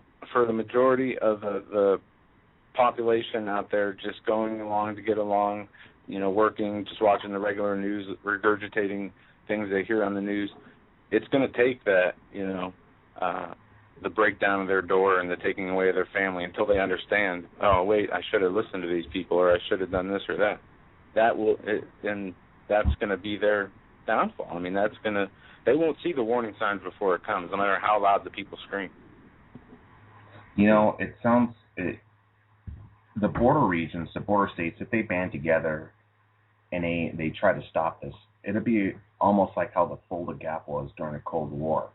And the Fulda Gap was an area where we had one of our armored cavalry regiments designed to act as literally physical speed bumps against a potential Soviet invasion of Western Europe. And that speed bump would hold out as long as it can, so reinforcements could come up and back them up and put an end to this. But you see, in this case, there won't be any backup because everyone's going to be too busy fighting each other. You talk about divisions. This country has never been more divided. And it really makes me wonder, are we going to be 50 states much longer at the rate that we're going? It really does. To that end, I'm going to jump. Go on. No, go ahead. Finish your thought. To that end, I was going to go jump to the other subject. See, folks, there's a chain of events, at least that I'm connecting here, that I'm seeing is playing out, and it's all smoke and mirrors. But it's real, and people are going to die during these little smoke and mirrors before the real event happens. And the other thing is now we got, obviously, China and Japan ready to duke it out. And I mean, they're ready. Chinese surveillance vessels are scattered throughout that disputed island region, looking not for the Japanese Navy. They're not looking for the Japanese Air Force or any of that stuff. They're looking for us, because they know once this thing goes down, the U.S. Navy is coming, and China has made it point-blank clear, we're going to sink your Navy if you guys come into this. And to prove the point, they have amassed a large quantity of conventional surface-to-surface missiles, both on mobile platforms and from land-based and obviously, air-launched platforms to take our vessels on. And anyone in the Navy who's on a surface ship knows you only have seconds to react to whatever is coming. You could fire maybe, based on what I understood from them, they could probably fire 3 or 4 missiles per target. No ship has enough countermeasures to take that much ordnance, that much incoming. I mean, you can see where I'm going with this, how bad that's going to be. And then this also plays into another issue of the Marines. Well, what does the Marine Corps have to do with any of this? Well, think about it, folks. What did Obama do just last year? He had Camp Darwin built in the Northern Territory of Australia. So you got to figure there must be well up there to a division of Marines ready to go at a moment's notice. And they wind up getting into the fray. You talk about the elements of World War III being in place, and I mean, it's right there, Doug. It's right there. And at the same time, and it's not coincidental, brother, we got a potential revolution ready to kick off here in the mainland. No one's going to be paying attention to anything because all this stuff is going on at the same time. And this is where I would like to think that people will understand about the enemy, the Luciferians, will have whatever names they go under the New World Order.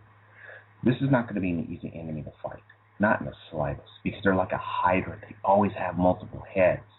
You got to find the body and deal with the body. You deal with the body, then the heads will fall. And I guess it really all comes down to is, when are the people going to say enough is enough? Well, I've been asking that for a while, being on your show from time to time, guests calling in. And I think we got an answer to that, too. On the flip side of things, on a positive, are you guys aware that the state of Utah's sheriffs throughout the various counties have banded together, sent a letter off to President Obama and told him pretty much to go piss off, and if you do anything, it's going to get lethal? When have you heard any such thing like that? I find it to be a very positive move. I really do. I mean, I know it sounds bloody, guys, but hey, it's positive. If they're sincere, I mean, I think they could be. I hope they are sincere, but I don't trust people who just say that they'll do this. Hopefully, the federal government doesn't go in there, and hopefully they don't have to find out the hard way if they're telling the truth. No, I think the Utah sheriffs are very sincere, and I don't know, folks, if you can hear. Can you hear that noise? Yeah, I heard that. I don't know what that is. That's not me. It's almost like we're getting zapped here. Anyway. Yeah, it just got louder. There you go. I don't know what's going on here, folks. But it's not from my end, guys. But that would be. I would say that, like I told you guys from the get-go when I was even chatting in the room months ago, that, my friends, is the National Security Agency, and they're letting you know that they're listening and they're not liking what they're hearing. Well, I mean, think about the concept that we talk about. I mean, I'm not trying to deflect from that at all. And guys and girls in the chat room, don't think I'm trying to sound cowardice. but it's letting you know just how, what's the word I'm looking for? We're touching a nerve. Well, and if you can touch a that's nerve, yes, and if you could touch the nerve of the enemy, yeah, you may have got their attention, but you also made them realize one thing. We, too, are a force to be contended with, because the people will not stand for this tyranny. They've been ramping it up, and now comes the point where you pushed everyone in the corner. Now the pushback is happening. And it didn't get any more in your face than when you have law enforcement agencies like the sheriff's offices, not only just in Utah, but across the country, Doug and Joe, saying, we're not going to tolerate this. Now, will they actually back this up, like you said? Well, we're going to see. But I tell you what, Joe, if they do, that'll be the shot heard around the world. You know, I think writing a look, I think writing a letter like that, it takes a lot of guts, really, when it comes down to it, to say, okay, we will not tolerate this. And see, the sheriffs are the first and last lines of defense for the average American citizen. They are, because that's their mandate. So, right. So, knowing this and drawing the line in the sand as they have, in other places, or a couple of places in Oregon, I believe, and other states as well. Look, I'm in favor of this and telling the feds to take a hike, because we're not going to carry out any unconstitutional orders. So that you're right. That is a favorable thing. That's a good thing. But what are these people thinking? Seriously, what are they thinking? Do they think that this would end well? A confiscation or a ban or mandatory registration? No. Do they think this is going to end well? No. Actually, I think, Go ahead. Okay, I'm going to agree with Joe that no, but they didn't. But I'm also going to go on this take too. They could not have done any of this without going through think tanks. They had to go through multiple think tanks to probably figure out what's the probability of the American population currently and their state of mind or conditioning, would they resist. And I bet you there was probably a probability factor and or rating that said it would be low. It didn't turn out that way, and he probably laid some heavy bets on that low outcome. Well, now here it is, the high outcome. And now they're getting ready to do whatever it takes is necessary to ensure that they get the job done. And to add on to that, guys, you got to ask yourself the larger question. You know how you always said, Doug, to follow the money trail? Well, in that respect, ask this question. Who are these guys really doing this for? And there's only one country I can think of that's really pulling the strings on this, for real. And I'm thinking it has to be China. Why? Because of the debt. They own a lot of, I guess, land and other issues out here in America. They own our movie theaters. They consider Barack Obama a monkey man, not as a racist term, but as in the Chinese philosophy, people, just to break it down for you in short, a monkey man is a person that is easily manipulated, because if you look at monkeys at circuses or whatever, they do whatever you want them to do by training. They could be manipulated. Hence, they see him doing this. Someone there put Israel in there. Israel, maybe so, maybe no. All I can say about Israel is they got issues of their own. I don't see why Israel would really want to have a hand in this, but if they do, they're going to be held answerable and accountable to the Lord on that, because it makes no sense why the Lord's people would want to do this to us. But then again, hey, you have infernal elements in every government, right? You have crookedness in every government. It just happens to be that certain powers that be that are running the show give the country and its people a very bad perception around the world. Look what happened to us 20 years ago, and look at now 20 years now. We were the good guys. Everyone liked us. People wanted to come here. They wanted to have the American way of life. They wanted to get the dream. Now, people want to get the hell out of the country, pardon my French.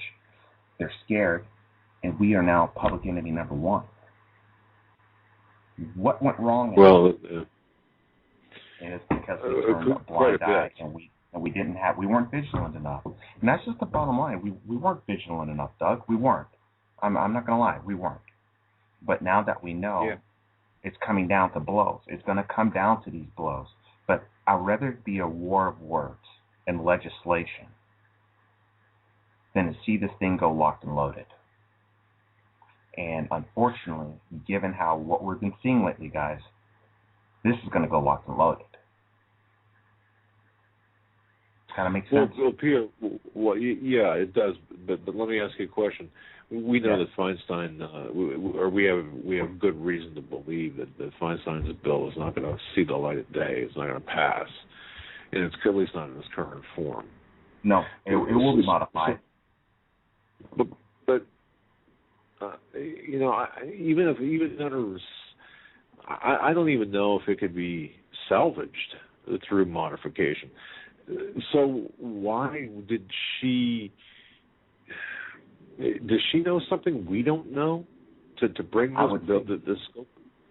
I would say yes. Here it is. I would say yes, Doug. I'm sorry, because you and I are so galvanized that we're going over each other. Don't mean to be disrespectful to you, brother, but this is why I say, yes, she knows something we don't know. Think about this, people. Everyone think about this. She's a career politician. She's old. She isn't going to go anywhere beyond the Senate. She wants to leave a lasting mark and impression, her legacy, not only in the state of California where she's from, but across the continent of the United States.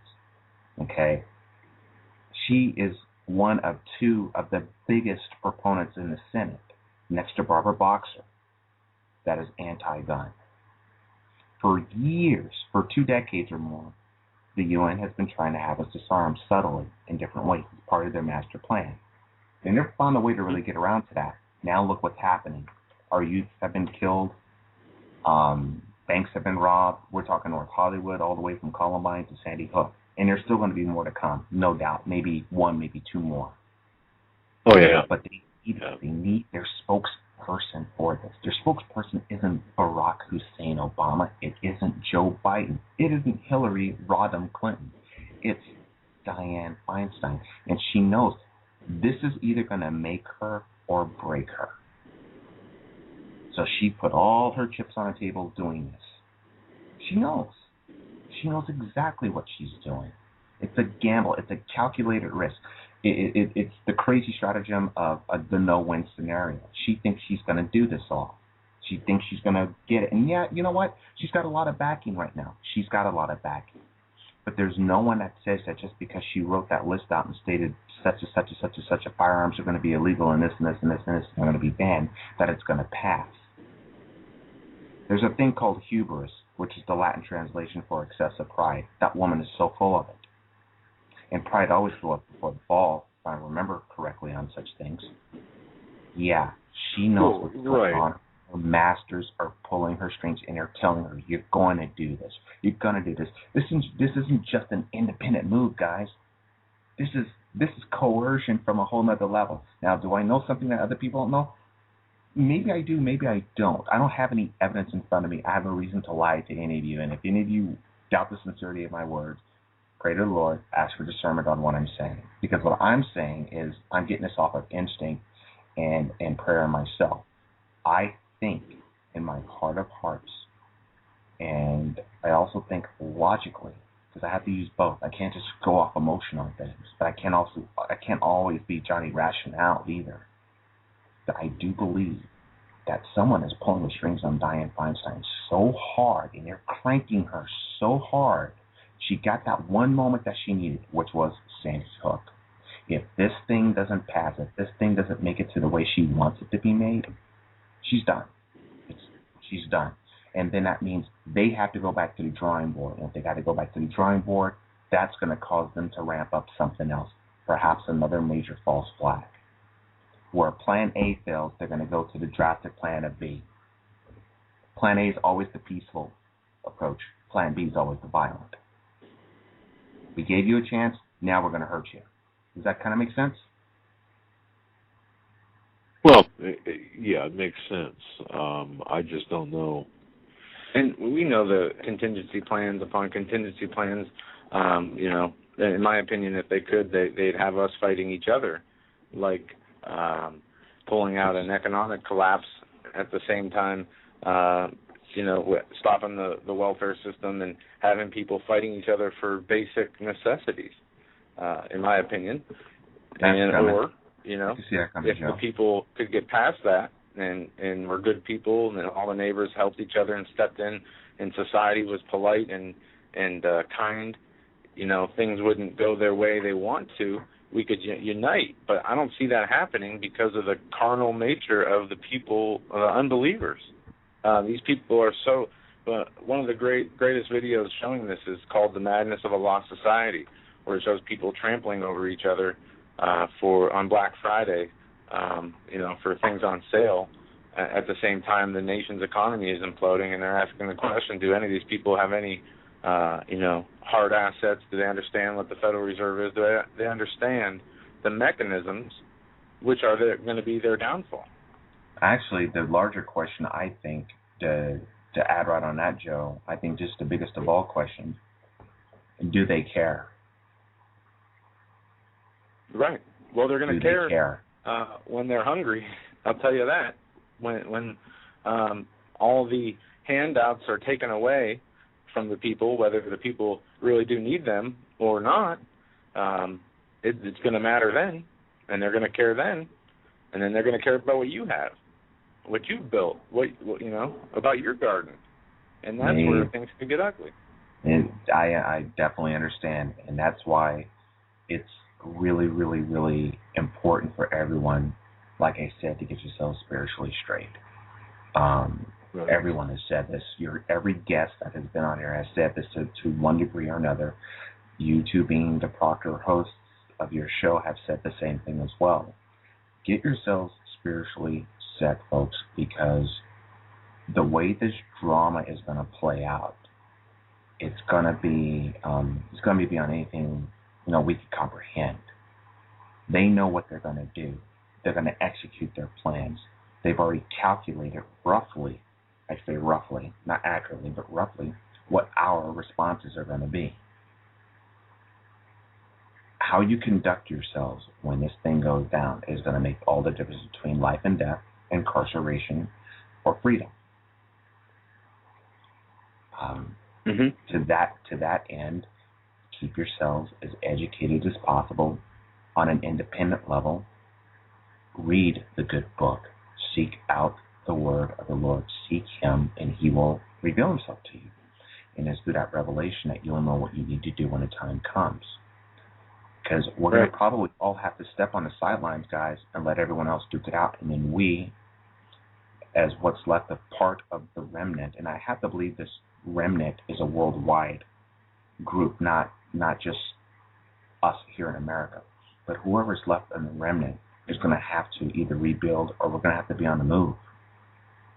Because I don't want to be here, to be real with you, fighting off an invasion of over 2 million people, armed soldiers crossing our borders, killing everything they see. And I don't have the assets to take them on. I don't have the material to take them on. And as a Marine, that's a tough thing for me to say because I have to swallow my pride on this. I don't like that notion. I don't like the notion of leaving anyone behind. But that's going to come. Yeah. It's going to come. You guys are going to have to go mobile. You and your father, your family, you're going to have to go mobile. You guys are going to probably wind up being the new voice of America. Trust me. Talk about the resistance. We're going to be on a run and we're going to be shooting and scooting until we can consolidate and then get ready to take business on with them. Because when this thing goes down, folks, it's going to come down to a matter of numbers. Bottom line, it's going to come down to a matter of numbers. But between now and then, get yourselves right. Be cool. Get what you need to get. Don't transmit all the stuff that you're getting. Do no sales and advertising. Leave no footprints. And, keep your nose clean, keep your eyes open, and your ears clear. And I think you'll all get out of this at some point unscathed. For those of you who are going to make your stand and fight, I wish you all the best. You must remember, we're talking modern warfare here, not 1776. Modern warfare. Let that sink in for a moment. Guys, I'm not going to take up any more of your time. I know you have other people that want to call in. Blessings to you, to the both of you and your families, and to everyone in the chat room and everyone who's hearing my voice. I hope that we all get blessed with another day to be on the air and hear what's going on and reveal the truth and fight back as best we can. That's all I got to say. All right, my friend. God bless you, man. Thanks. Take care, Pierre. Take care, guys. Yeah, very good. Very good. Yeah, we got some callers lined up here. We're going to take your calls, 661-244-9839 for the rest of the show. We're going to go to area code 917 next. And I just want to say this quick piece of news before I forget it. Fukushima fish has 2,500 times the radiation limit found from 2 years after the nuclear disaster. That being reported by the Huffington Post just 2 days ago. We're not being told the truth about any of that stuff. Right. 917, you're on the Hagmann and Hagmann report. What's going on, fellas? How are you? Very well. What's on your mind tonight? A couple things. After I'm done making a couple points, Doug, I had actually two specific questions just for you.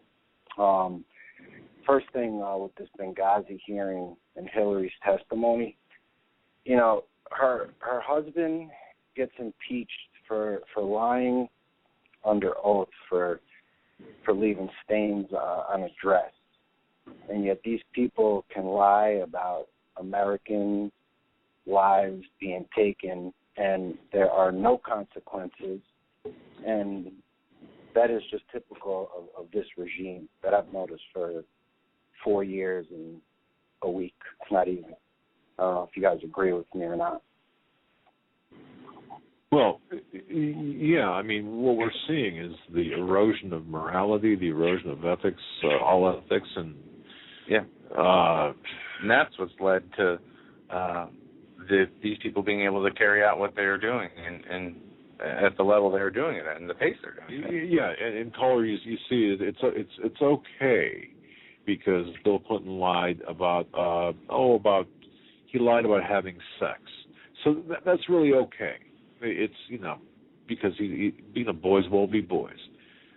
He was impeached for lying, by the way, not for having sex. But see, that's okay. So that's okay. Right, and then you know, gradually we go down the road, and more things are acceptable and gradually accepted. And so the you know, and then it's okay, you know, the fact that Obama doesn't have his papers in order. Well, that's a distraction. Yeah, you're racist. You're racist if you ask that question. Or yeah, you know, even if you're on the conservative side, well, that's really not an issue. No, it is an issue, so you accept that. Because the government-funded media doesn't make it an issue as it should be, like they did the Clinton thing, like they did previous, you know, scandals, the Watergate, et cetera. Those anymore don't matter. Nothing matters. Yeah. Well, go ahead, caller. I agree with you. You know, it makes me think: was Bill really, you know, was he really impeached for the reasons we believe, or is there something deeper going on that we just missed? Because Hillary lied. I mean, I'm not Secretary of State. I'm a normal citizen, and I could have answered the questions that Rand Paul asked her. How does she not know, and I know? Well, she knows, I mean, and you're right about that. Know. Yeah, you're right, and I think the bigger thing that we have to watch is definitely our economy. You know, I don't know for sure that is the thing that is lurking behind the scenes, ready to burst. But if I had to take a guess, that would be my first thing to watch. And there's more headlines about the currency wars today. So how did you make that jump from what this caller was talking about to currency or to? Well, because people feel this spiritual heaviness. People feel that there is other things being behind the scenes, getting ready to take place. And with all this gun control stuff in the news, and the news focusing on, you know, basically 3 stories, one being the Sandy Hook coverage, and 2 being the gun issues, and I guess those are the 2 most important things that I see in the news. there is something going on. I mean, we have Zero Hedge reporting the worst recovery ever. We have other reports that the federal holdings of U.S. government debts hit an all-time high, up 257% under Obama. Yeah. Well, right. So, yeah, I mean, the system is about to collapse. There's no doubt about that. We're not going to escape what's coming. So. Right. Well, that was actually one of my questions, kind of alluding to what Joe said. A couple of days ago, I guess they announced that they're extending the debt limit for 90 days. Mm-hmm. Is that what they reported? Yes. Well, it just seems weird to me that for most of the intel that I'm hearing through alternative radio, that's kind of the time frame, whether it's late March or early April, when the hammer is going to be about to it's going to, pretty much drop. And it just seems, kind of like a smoke and mirrors, magician showing you this, doing something with the opposite hand, that they're really waiting for the perfect storm. And, in those 90 days, plus this whole nonsense with the gun control, and I also saw an article on MSNBC about the banks worrying about a cyber attack. And it just seems like they're kind of creating this perfect storm to instill this sort of fear to continue their agenda. Now, that's important what you said. They are creating this perfect storm. And the fear. This is an orchestrated takedown of this country. So let's be clear on that, and I'm glad you were clear that this is not something that's just happening by chance. This is something that's being orchestrated. 100%. So this is good. It's just a designed explosion. And I listen to Lindsey Williams a lot, and one of the things he talked about was the BRICS nations. Stop using our currency as the world reserve currency with their business transactions. And it takes 6 to 8 months for those dollars to circulate and come back home. And when our economy is stuck with billions, if not trillions of extra money, that's just going to devalue our currency even more. And what a perfect time to bring in, whether it's martial law or a civil war or something, like Pierre was talking about with the defense system in Texas, which the Obama administration is not too fond of since the days of their succession, like Quayle was talking about last night. I mean, I'm just a regular citizen, and if I could see, kind of how things are unhatching, there's got to be something else going on, just like with the Sandy Hook stuff. They're putting out this stuff on purpose to distract us from what their real agenda really is. And also from, I think they're distracting us as an article we read earlier this week, from our duties and obligations to the Lord. They're trying to keep us so off balance, so keep our mind on so many other things that aren't important in the grand scheme when we consider the times we're in. And that West Point article, that West Point article shocked me. And then on top, I already knew that stuff from the Homeland Security and DHS document, with constitutionalists, libertarians, Ron Paul supporters, Christians, people who are pro-life. And then when, they had that article, the gentleman was on Alex Jones yesterday, but there was an article today floating around about Obama asking top military officials, kind of a litmus test. Right. What the heck is going on? A litmus test. That's out in the open like this? If they'll fire on American citizens, yeah. How could something like that be out in the open and people are still not outraged? People like us are outraged by it, but the average Joe Schmo, they don't even care. Right. It's surreal, isn't it? Where you can actually look outside and see the commerce see the people just, but they're trying to force us to expend our emotional energy on things of this world when we need to be focused on other things with that energy. But even the practical side of things here, even the worldly things, for crying out loud, it's so difficult to see how people can just not pay attention to this, to the events taking place. It's just beyond belief. It really is. It's like what Steve Quayle said last night about the sheep just interact with the sheep and they don't really pay attention to the shepherd. I mean, that was a pretty profound way of putting society the way it is right now.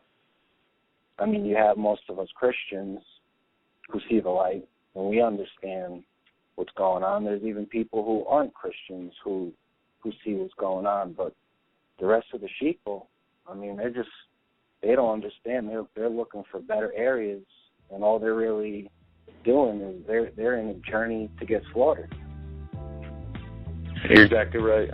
Thank you for your call. We're up against the top of the hour break already. You have a great night. God bless you. Yeah, thanks for the call. Time flies. Yeah, time is going real fast tonight. Folks are listening to the Hagmann and Hagmann Report. We'll be back after a few short minutes and taking your calls for the rest of the show.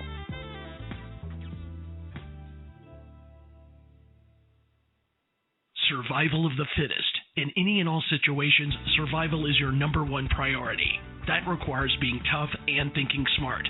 And the folks at Freeze Dry Guy are going to help you do just that. They have a long-range patrol ration entrees, what they call the Brick Pack. When you're in survival mode, it is absolutely the best item for your survival pack or bug-out bag. You can go farther, faster, and carry more food with the LRP cold weather ration entrees. Not only do these long-lasting, durable entrees help sustain you or your family through the harshest environment or situation, they are by far the most delicious of their kind. No contest. With a variety of tasty entrees, you can't beat the LRP Brick Packs. Let Freeze Dry Guy help you in your survival situations. Go to freezedryguy.com. That's freezedryguy.com or call 866-404-3663. That's 866-404-FOOD.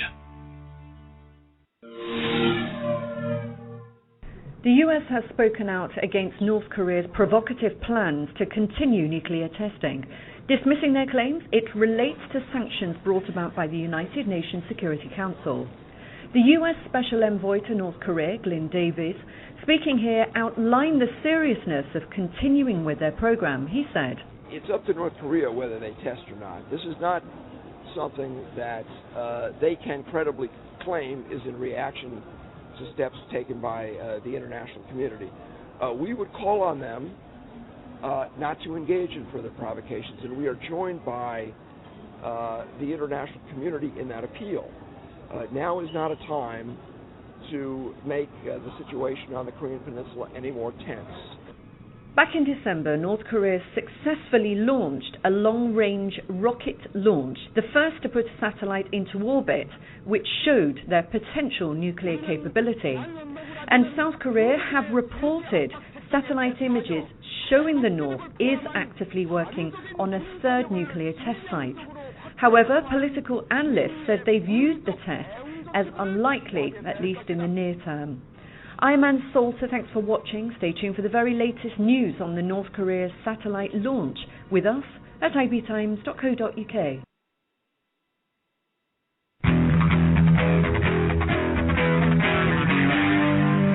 Doug Hagmann. One guy that doesn't need a bullhorn to get your attention. You want answers! I want the truth! You can't handle the truth!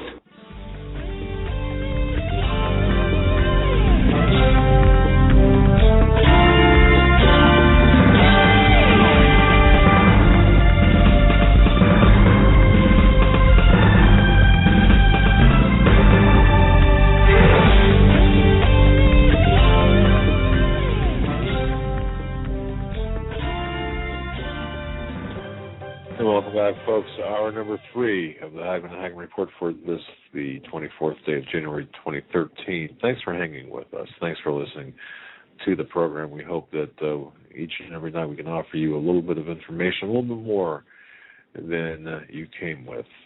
Let's go back to, by the way, before we go back to the phones, I want to say this. Sunday, a special program Sunday from 9 to midnight. Sunday from 9 to midnight. Pastor David Langford, very, very well known across the country, very much in demand speaker, evangelist, as well as Steve Quayle, will be talking about the rapture.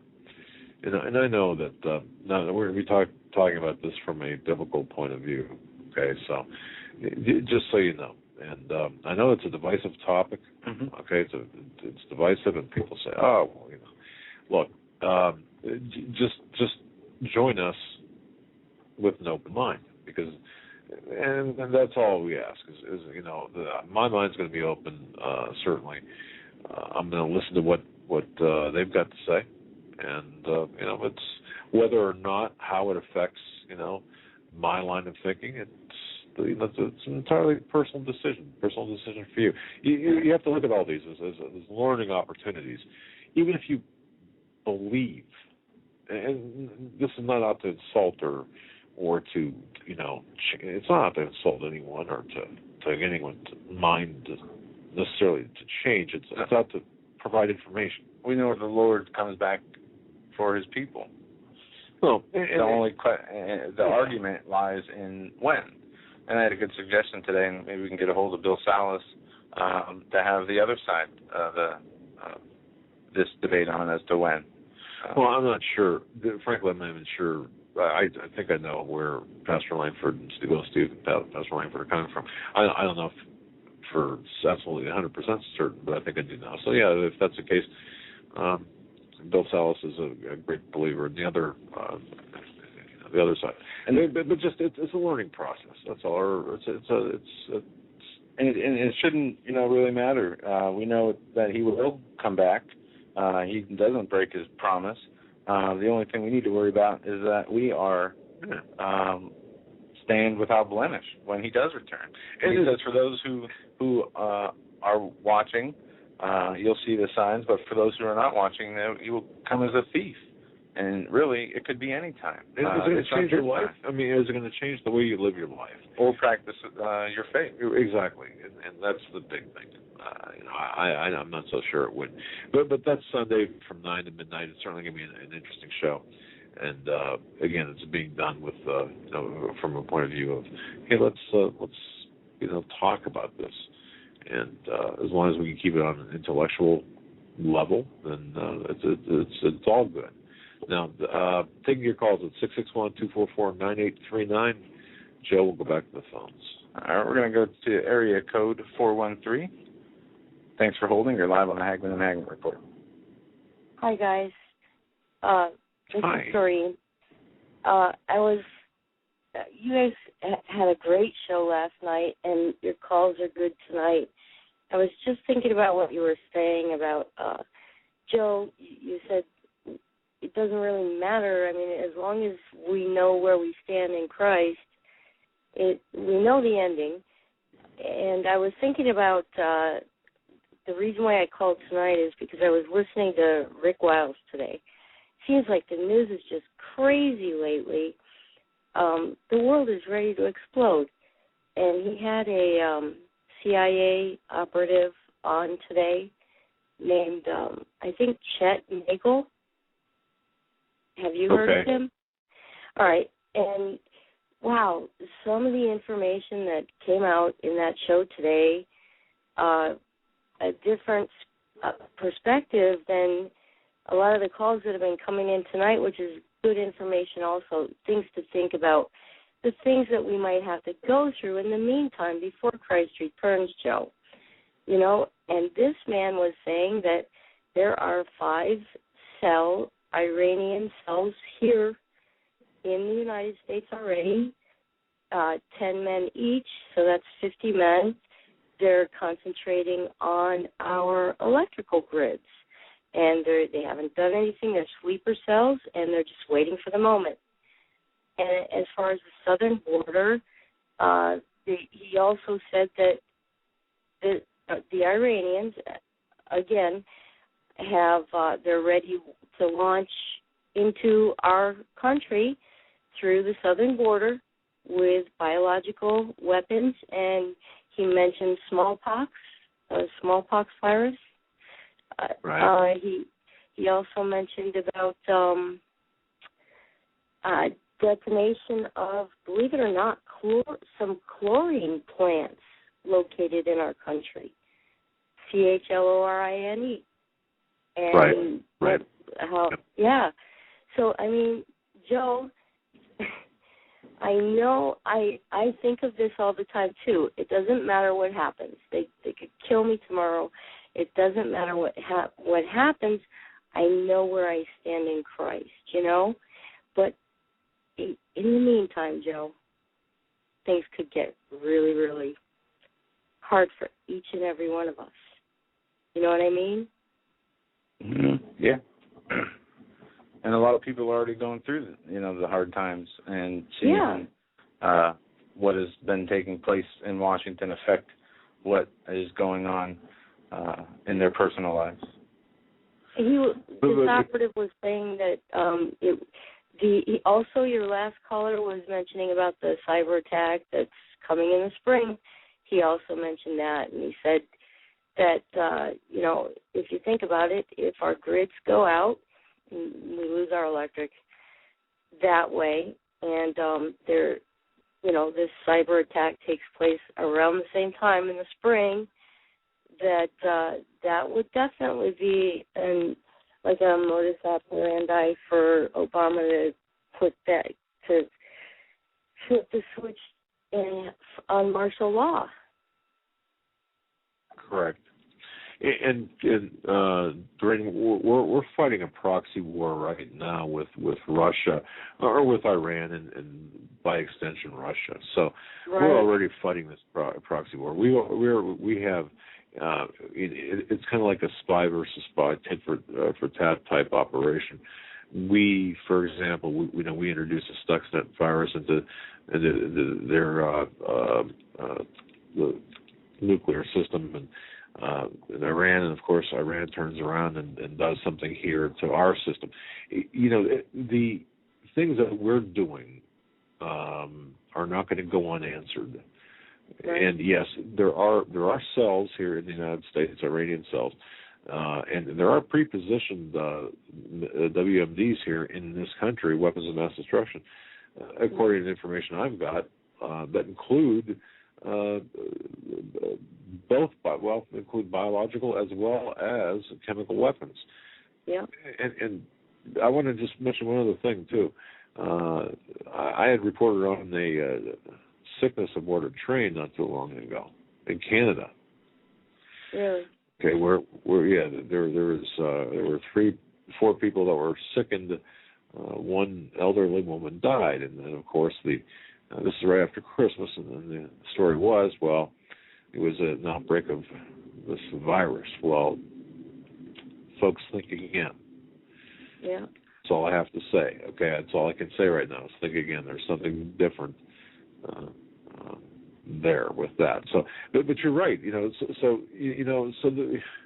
It could very well happen where the lights could go out, or the infrastructure grid attack. Lights could go out at the same time. You've got civil unrest. You've got the economic factors. You've got no electricity. You're not going to get gas out of the ground.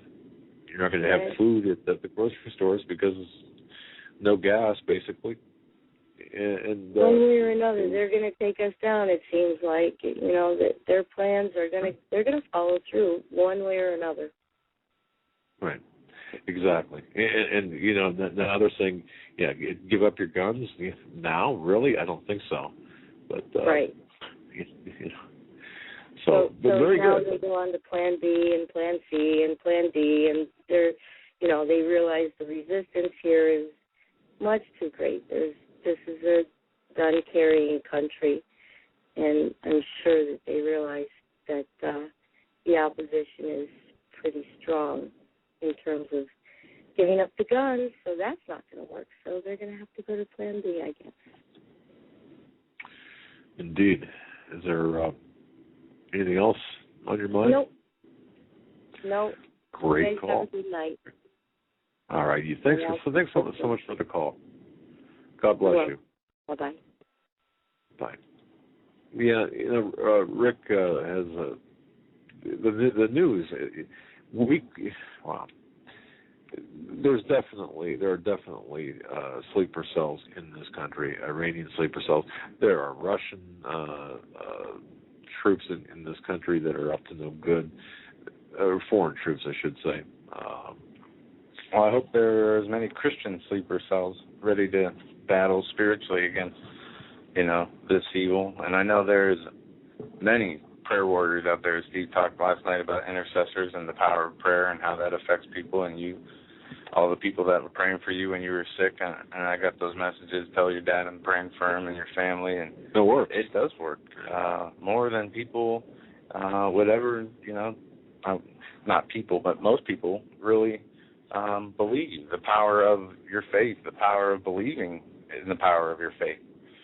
It holds weight, and much more weight than we could ever understand in our minds, our human minds. But like I said yesterday, I think I was off air maybe. It's amazing sometimes. Picture this: picture the flood waters on a house, and a husband, wife, and the 2 kids will say on the roof of a house, and a helicopter flies by, and a guy yells down, or Coast Guard or whatever yells down, says, "Hey, you need help?" And the guy waves off the helicopter. "Nah, God will save me." And then a boat kind of goes up toward the roof of the house, where the family's trapped. And the Coast Guard says, "Come on the boat. We're here to save you." The guy says, "No, that's all right. God will save us." And pretty soon the water envelops the house and the family drowns. Well, what's the moral there? Well, yeah, God will save us, but God will save those who you just turned away two things. Of course, that was God trying to save you. So He'll open the door for you if you ask. Well, and you have to be able to discern that the door is open for you. I mean, it's not just very cut and dry as people think. But I understand that. But what I'm saying is, you can't wave away help, thinking that there's going to be a miracle that's going to save you when the miracle is that helicopter or that boat ready to pick you up. But that's all I'm saying. It's something you recognize it for what it is. But yeah, go on. All right, we're going to go to area code 615. You're live on the Hagmann and Hagmann Report. Hi, Joe and Doug? Yes. Hello? That's us. Yep. Hi. How you doing? Sorry. Hi. You sound pokey. Guys, this is Dana. How y'all doing tonight? Good, Dana. Good. Listen, something that's been on my mind, and I think it's been more from listening to Alex+Jones quite a bit, really. The thing that he has really brought to my attention is to pay attention to the words that these people, Obama, the government, these politicians, to pay attention to the words that they're saying.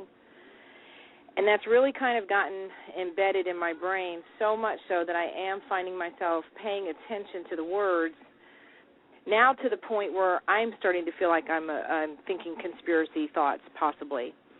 When Obama signed these executive actions, there were 23 executive actions. So I went to Wikipedia and I looked up what executive action meant. And it actually talks about assassination attempts. It talked about the movie executive action. So I read this, and I looked up the word executive order. And I see that there's 2 different definitions here for both. There's 2 totally different definitions. And then I noticed 2 days after he signed these executive actions, the guy in Bulgaria with the assassination attempt on him took place. Right there, you know who I'm talking about. Right. And he was the leader of a freedom's right convention thing going on there. And I thought, whoa, okay.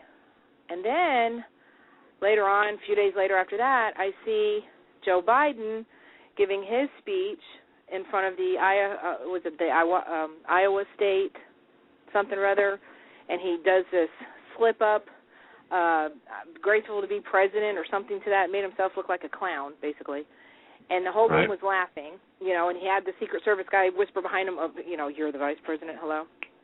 So I see this, and then, was it today, I see this other so-called target of assassination of this Venezuela guy, and I'm thinking, wait a minute, I'm putting 2 to 2 together here. Is it possible he signed executive actions, and everybody's talking about wait for it, there's going to be a false flag, and your DHS insider had made mention of the very thing of a possible false flag of an assassination attempt on Obama, right? Right. And here we're being... I'm sorry, go ahead. Yeah, I just wanted to make clarification there. That was that was implied. I want to be careful of the wording there. Okay, right. Yeah, that's fine. We'll go with that for the sake of discussion. Go ahead. Well, I'm seeing like a pattern here. Like if this is what we're being awoken to, pay attention. And I'm starting to now see what the whole paying attention is all about. There's a pattern going on here.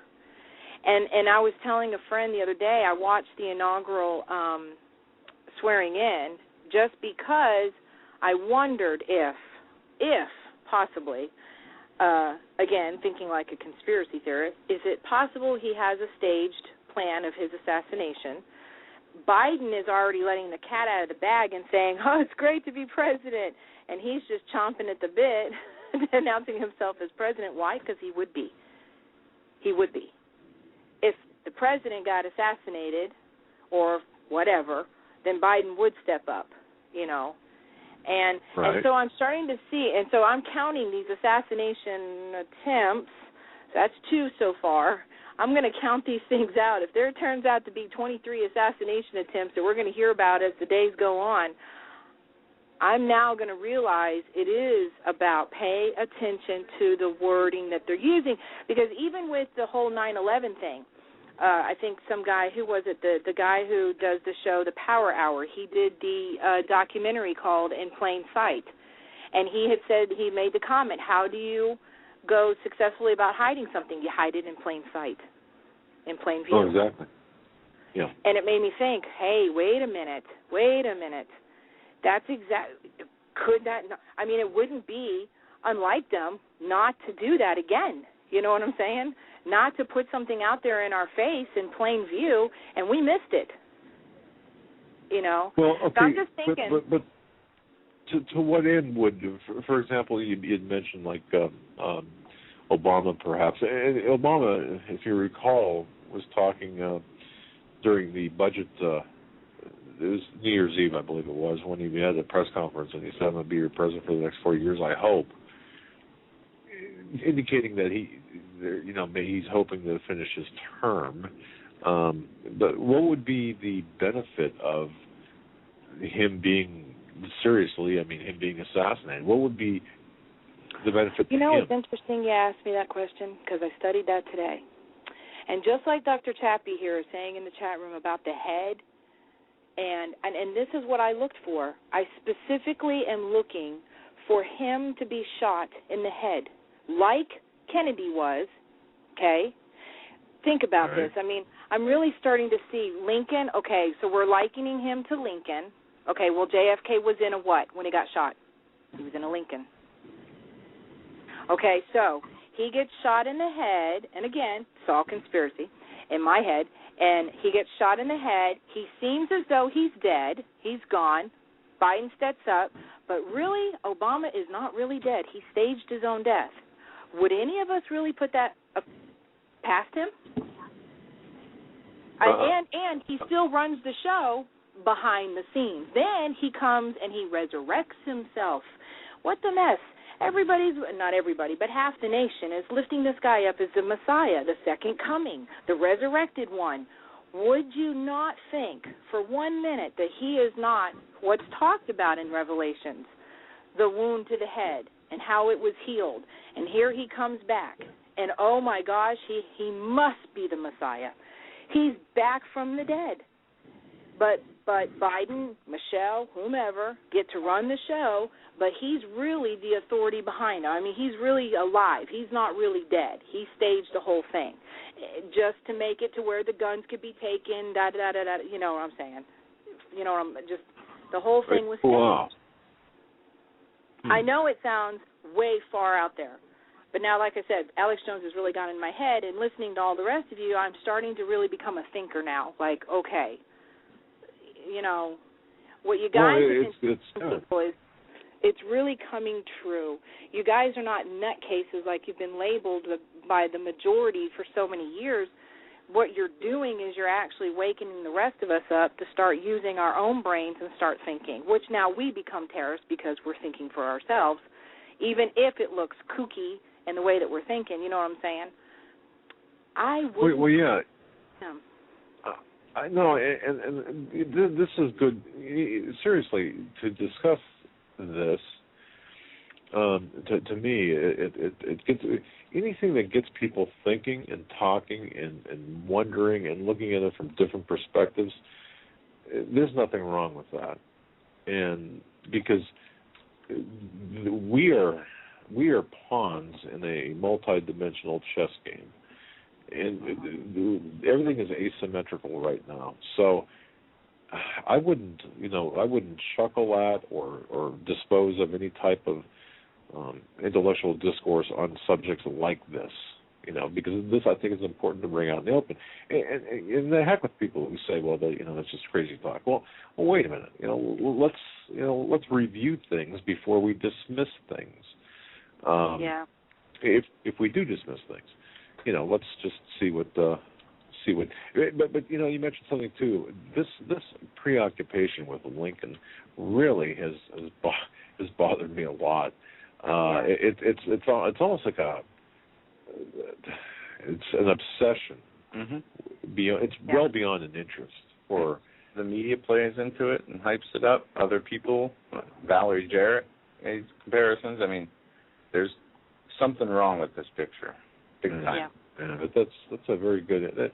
So you've got me thinking now, maybe because now I remember the conversation I had with my source, and I've got some other information coming out that I was asked to hold for the inauguration, which that'll be coming out this weekend. So. Well, that's what I'm saying. It got me to connecting pieces of a puzzle. And this is what this is. This is a piece of, we're getting pieces here and there and here and there and here and there, but they do come together, and they will make a whole picture. Eventually it's going to make a whole picture if we keep looking for the pieces to connect. And I think that's where my brain has been, is just I'm grabbing a piece here. I'm grabbing your source, Rosebud, the things that the guest on Rick Wiles' show, Alex Jones, Steve Quayle, these pieces, grabbing little pieces, and they're all starting to connect and go, oh, is this possible? Because we agree, again, you guys have said it many a times, this is the Bible, this is history repeating itself. If nothing else, and I was saying this to my friend today, if we don't just look at the natural aspect of what we see going on here in the natural of history repeating itself, look at the spiritual aspect of this, Oh, yeah. That this is definitely spiritual history repeating itself. No doubt about that. And Jesus said, who have eyes to see. And those who don't. And this is what it's coming down to. It's coming down to that fine line of who sees, who hears the Spirit, and who doesn't. Black and white. It's no gray area there.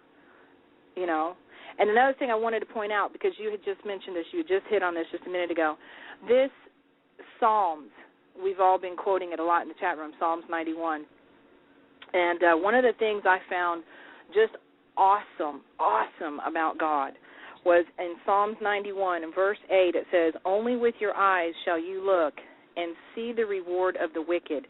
Now, I have a study Bible, so it has study notes, and it says here in my study notes that only with your eyes means the righteous are so safe in disaster all around them that they are only spectators. And I thought, whoa. Wow. Wow. That's what I said. Wow. You mean I get to just sit back and watch it all happen as the whole house of cards comes down? I'm going to be so under the shadow of the Almighty, hidden in the secret place, that I'm going to be just a spectator, just looking under your protection. Wow. What an awesome God.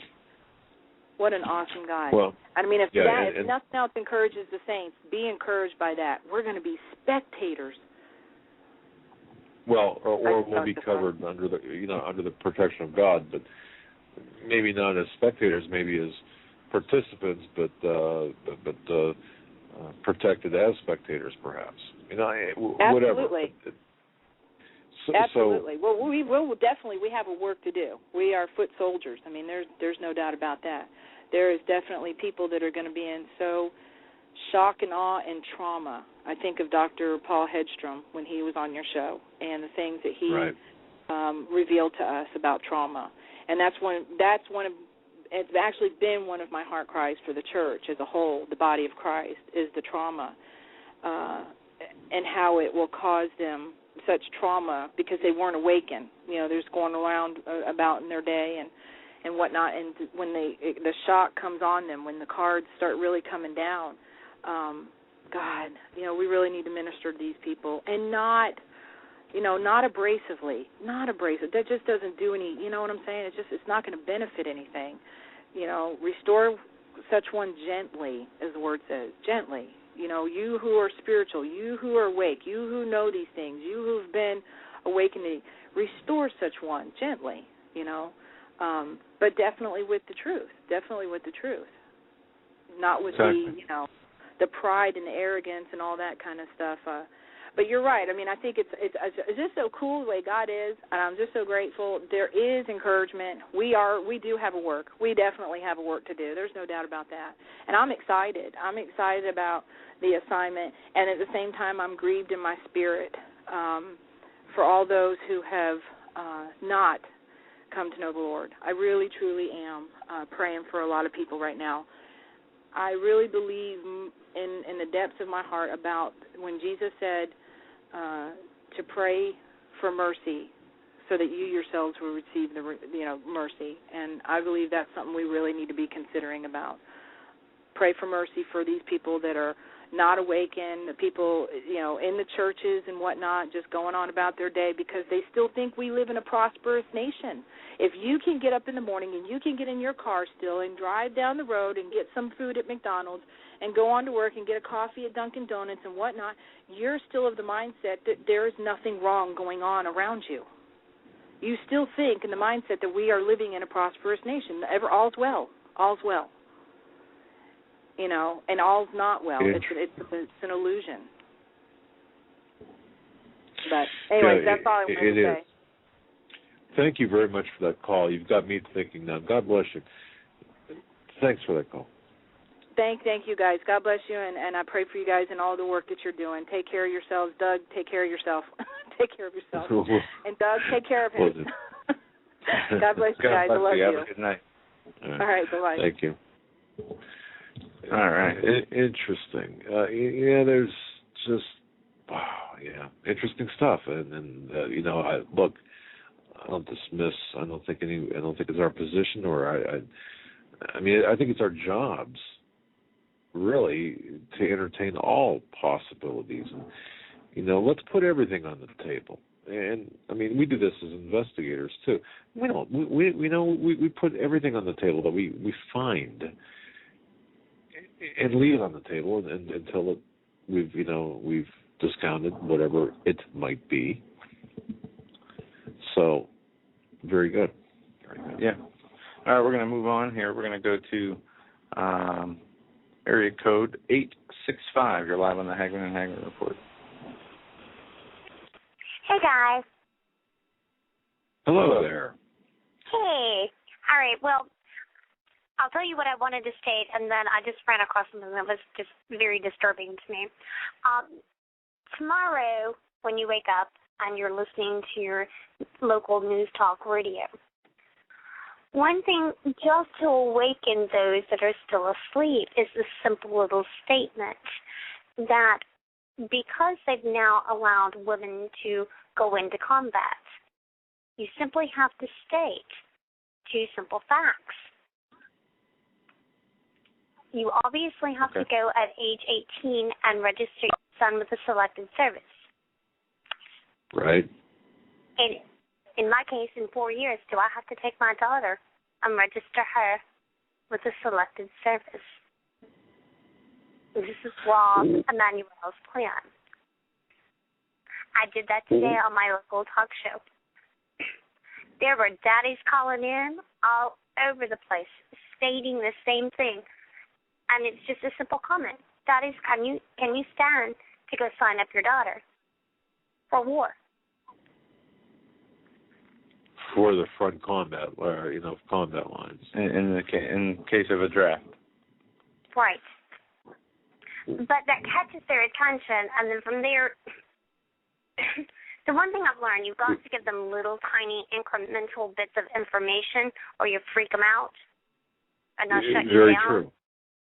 Yes. But that's one way to breach the conversation and get in the conversation, and just bring that out. That Rob Emanuel. You make a good point, and I'm sure there are a lot of fathers out there who did not, until hearing it, put in that perspective, would not have otherwise called or really thought about things. But you're to put my little princess on the front lines of battle. What are you, crazy? Yeah, I don't think so. To do what? To go steal resources and dehumanize other nations and take over, With the possibility to capture and God knows what. Yeah. And look at the way they're treated in the military as, already, just being in other positions. Right. Well, it's one thing if your daughter wants to do it, okay? It's another thing to be forced to do it. As I said today, if they have a cheerleading squad in the military, my daughter would be great at it. But I don't think they have a cheerleading squad in the military. No. We should take the legislative branch, and they should go on the front lines. And also, I posted in chat here the group, the Obama Christ Church group. They want people to fight for them. Why don't they take some of those people and stick them on the front lines? But that's a good thing, caller. I mean, too, you're talking about the women in combat, number one, and number two, look what we've done with our military with the gay lesbian agenda there. Don't ask, don't tell stuff. I will concur with that. But the second thing that I wanted to bring up, this story just actually broke on Drudge. It comes from the Telegraph. Oddly enough, is it not January the 23rd? It's the 24th here. Okay, it was 23rd here. All right. It's very cold, is it not? Wait a minute. Wait a minute, man. We've got to address this. I'm not sure. Yeah, check your computer date or the calendar. I apologize. Yeah, you're right. It's the 24th. I apologize. I was looking at something different. I apologize. Okay. I thought maybe we were wondering what was going on. Might have a different time zone.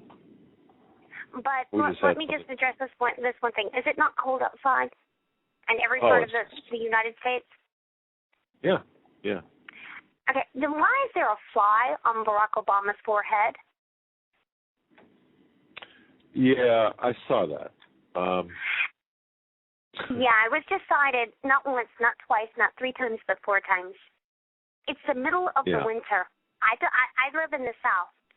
I don't have any flies. And if I don't have any flies in the South, I can certainly guarantee that there are no flies in D.C. Yeah, and it's not a little here. fly. No, it's a huge fly. I mean, you can tell. It's huge, sucker. Yeah, and it likes them. I mean, it reminds me of being on the golf course on a hot summer day when I'm sweating. It's when I used to play baseball. The flies would gather around your head when you're all sweaty, flies like him. I mean, it's how many times have we seen this now? But so 4 what do you times. make of that? Yeah, they've gone it down to 4. They have 4 times on this Telegraph report. But yeah, I mean, that's almost demonic. It's something, isn't it? Yeah, I mean, it's like I know what you're saying. Like there's something dead in there that the flies are attracted to. Or there's something rotten. It's something. It's the middle of the winter. Where do flies come from? I'm beginning to get a better respect for flies because they're trying to obviously point out something to us. Well, you know what? The way he might take care of the White House, there could be, 2-week-old trash laying around gathering, No, that's a little off there. How's that off? Look how he treats the country. What do you treat the White House? Could be racist. No. Could be dead bodies underneath there, too.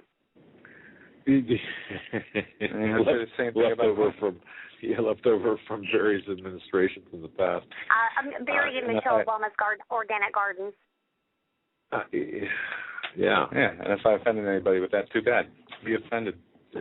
Well, I'm going to call Lawrence O'Donnell funny right now, but it's odd. Caller, it's odd, man. I don't know. I don't know. Well, I wanted to address the one lady that just called you. She called from area code 615, so she lives in my state. She was talking about the changing of the language. If you want to listen to some simplistic changing of the language, there's one. Instead of taxes, it's now called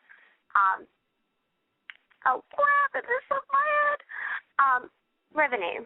And the second thing is when you're listening to your newscast, instead of them saying that you have cloudy skies, they are now calling it filtered skies.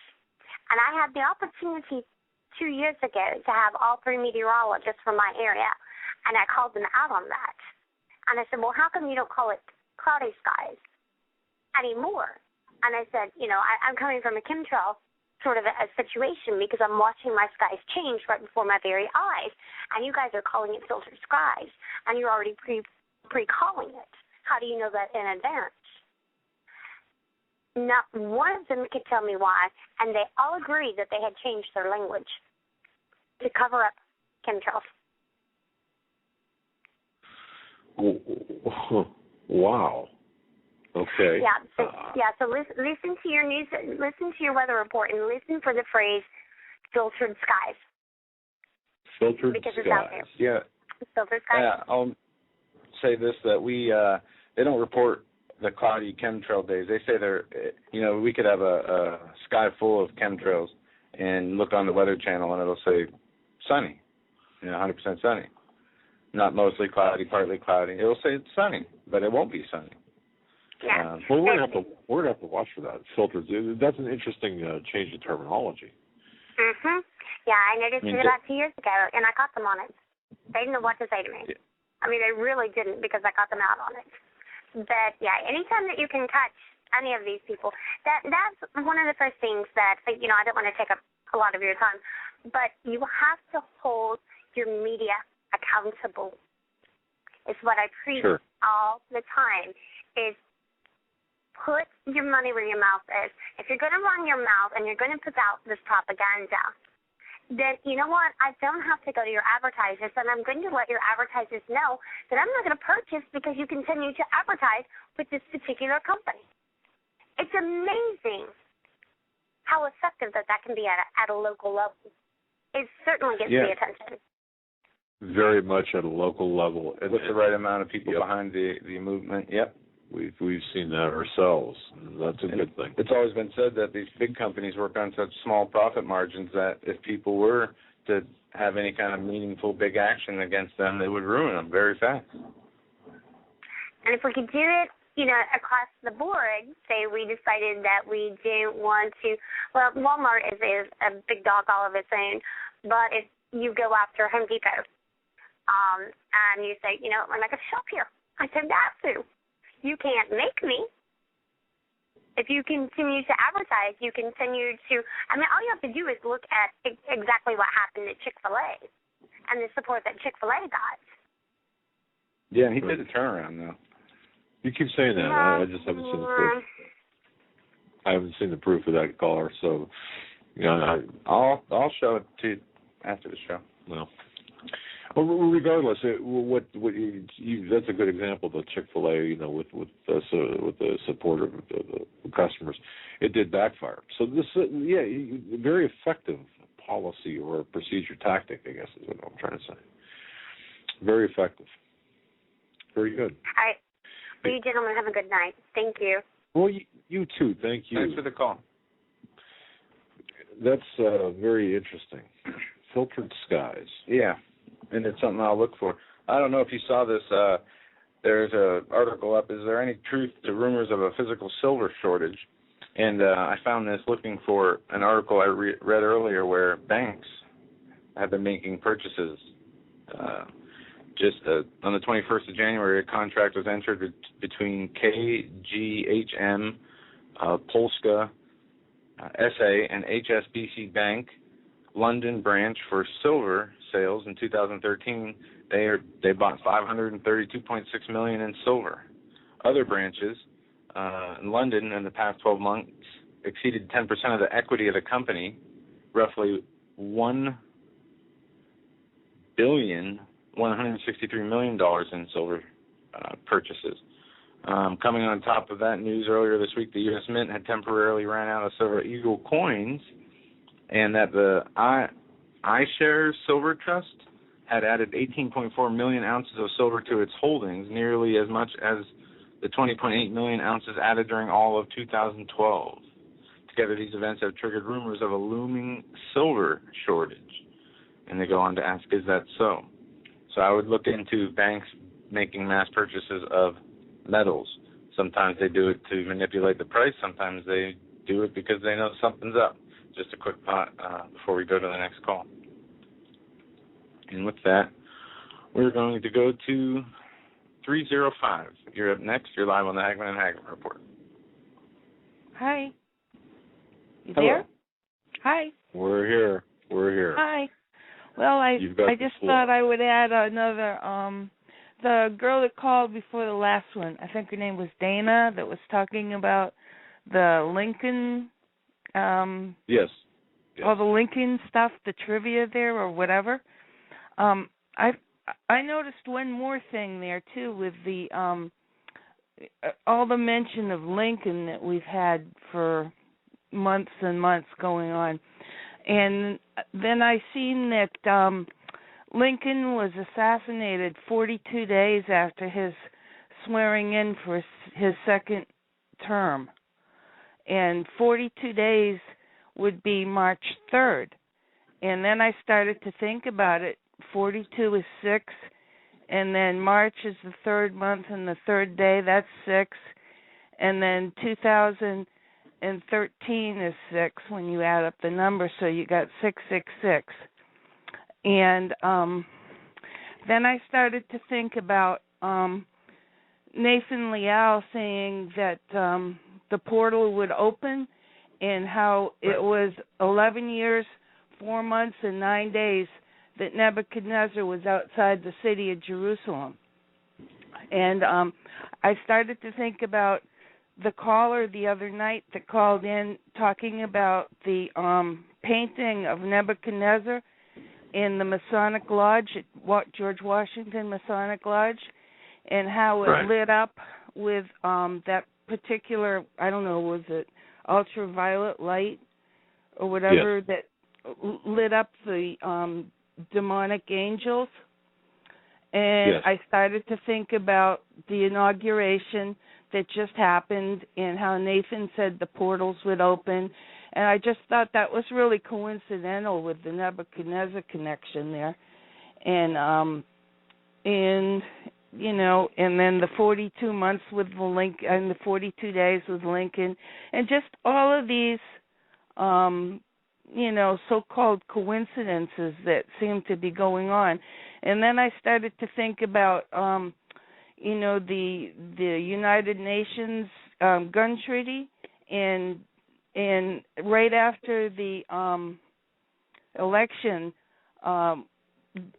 they signed on. Obama signed on to go into the treaty negotiations that are going to be happening in March with the UN. Yeah, the Small Arms Treaty. Yeah, and Yep. and I really feel as though that's already a done deal anyway. This is just, trimmings that's going on here. And I started to think that, if there was going to be an attack on patriots in the country, that when would they do that? I would, and it just came to me that it would be April 19th, right after Tax Day. Patriots Day is April 19th, and there's all kinds of weirdness that goes down on that day. We had the Oklahoma City thing, city bombing, and there was Waco, and it's Hitler's birthday, the Queen of England, and but no, I would definitely watch April.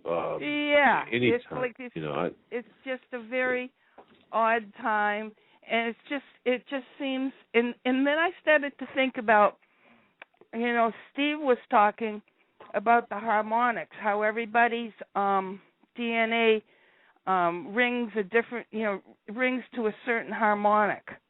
And I started to think about the Gwen Towers that they built during the Cold War in the country, and how the very top of the Gwen Tower is controlled by the government. The rest of it they can use as like, for cell phone towers and all of that, but the very top is controlled by the government. And right. That I'd seen a video on Steve's site a couple of weeks ago from this British intelligence officer, and he said that way back in, after World War II, they were doing experiments with microwaves, and he started to talk about how microwaves can be bounced off the ionosphere, like with HAARP and everything, and they can bounce them down off these Gwen Towers, and you can take control over people's minds with that. That microwave technology and everything. And how Steve always weaves in with the science fiction movies. I mean, I just feel like I'm sitting in front. Did you ever see that movie, The Wall? Pink Floyd, The Wall? And when Pink's like sitting in front of the television, he's flipping through the channels, and it's all these different movies, and it's all this stuff that's happening. It's kind of like that's what's happening now. There's all of these different things coming at us. And it's just a whole conglomeration of things coming from all directions, but yet it all weaves together, okay? It is somehow in some kind of a strange way. So I started to think about all these different movies, and Steve brought up Logan's Run with Carousel. When your time was up, you were supposed to enter into Carousel, and then you were just evaporated. And so I started to think about the time machine, and remember when he was in the land with the Eloi and the Morlocks, and the Morlocks were down underground, and there was those towers, and when the Morlocks wanted to call people in to be eaten, their culling of the Eloi, they sent out that alarm, and the people were just kind of controlled. They zoned out, and they all started marching towards the doors of the underground towers. I started to think about that being like those Gwen Towers, where they take control over your mind with this microwave technology using, however it works. Yeah. And, anyway, I'm rambling on. So I'll let other people get online with you now. Well, very good. Okay. Very good. Thank you. Okay, love you. Bye-bye. Take care. Bye. And we have some breaking news here. I just want to hit this coming from WorldNet Daily. Sabotage. Key Iranian nuclear facility hit. Apparently there has been an explosion, an underground explosion, deep within Iran's Fordo nuclear facility. Has destroyed much of the insulation and trapped about 240 personnel deep underground, according to a former intelligence officer of the Islamic regime. And I'll post that in the chat room. Once again, that's from WorldNet Daily. So keep your eye on that. And watch for that. Things can happen and do happen. We should view everything, though, that happens there with suspicion. Mm-hmm. As it is in the center and one of the last countries that is not will not go along with this New World Order system as much as people don't like the leadership there, and understandably so. But look at Gaddafi, look at Assad. These people wanted their sovereign nations, their resources, to be left to them, not to be handled by the... I got to tell you, Iran is no. No, I know. I mean, we know their agenda. They want, Israel not to exist, and that's a problem. But wanting them not to exist and actually doing things to see that happens are a big thing. Well, I think we've seen, just from Benghazi alone and the proxy, Ansar al-Sharia proxy, that they've got the willingness and ability to take out or to attempt to take out Israel as well as the United States. So. Yeah, it's just I get very skeptical of any, when they always are trying to, through the media, they're just sending the same message over and over for years and years. How long have we heard that there's going to be war with Iran? It's imminent. It's going to happen. It's not when, or not if, but when. And we know that it's going to happen. True. But just the way that it's fed to us, like constantly.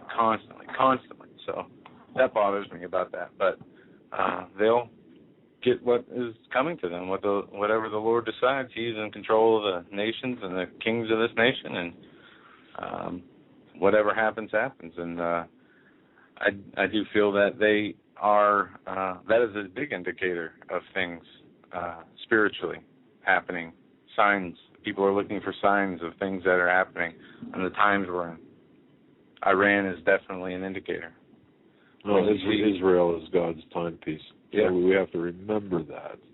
And tied to that is Hamas, Hezbollah, Iran, and of course the Confederate of Islamic nations around Iran, or around Israel, that is. So yeah, we only have a few minutes left in the program. I wanted to touch on this story really quickly. Washington D.C. man shot a dog, a pit bull, after it attacked an 11-year-old boy. The 11-year-old boy was being mauled by a pit bull, and the guy came out and shot it. Well, he's being charged, facing gun charges. Washington, D.C. is investigating whether a man will face criminal charges for shooting a pit bull that was attacking a child in his neighborhood. We've seen, I know, at least 3 stories this week where cops have shot dogs. 2 of them went to the wrong house and killed their dog. I mean, really? You're going to go after a guy who is protecting an innocent child from being mauled by a pit bull just because he used a gun to do it? I mean, what, you want him to go get a crowbar and beat the dog over the head? I just don't understand. It's ridiculous. And this is what it's going to come to. When somebody breaks into your house, this is what they want. And you protect yourself. You're now the criminal. Well, it's sick. Yeah, it's totally wrong the way things are playing out like this. And hey, bag of lime and a shovel. Sorry, and I say that tongue in cheek, of course, but you're going to have to, just because something is illegal does not make it immoral or unjust. Right. When the laws go against the laws of God. But, I mean, just because something is legal, on the other hand, doesn't make it moral or just either. So, I mean, abortions are legal as much as according to man. According to man, right. So, is that against God's law? Of course it is. So, I mean, at some point, though, folks, you're going to have to make some decisions. If they would classify certain guns as, or all guns, we'll say, as, hey, you can't have them, you're going to have to make a decision. And those decisions should come through prayer and discernment. Yeah. Yes, of course. But you've got, in addition to that, you've got to think practically and put your faith in God as well. So, All right. That said, thank each and every one of you for joining us tonight. The show went by so fast. It's been a wonderful night. We'll be back tomorrow at the same time, Friday, tomorrow's Friday show. And then Sunday, Pastor Langford and Steve Quayle. That'll be at 9 o'clock. Rapture, 9 o'clock. So stay tuned.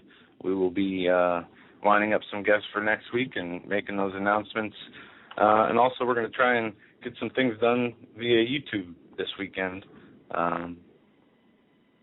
If we have the time to get those done. If we can stay upright. All right, folks. Well, have a good night. God bless and take care. Good night, everyone.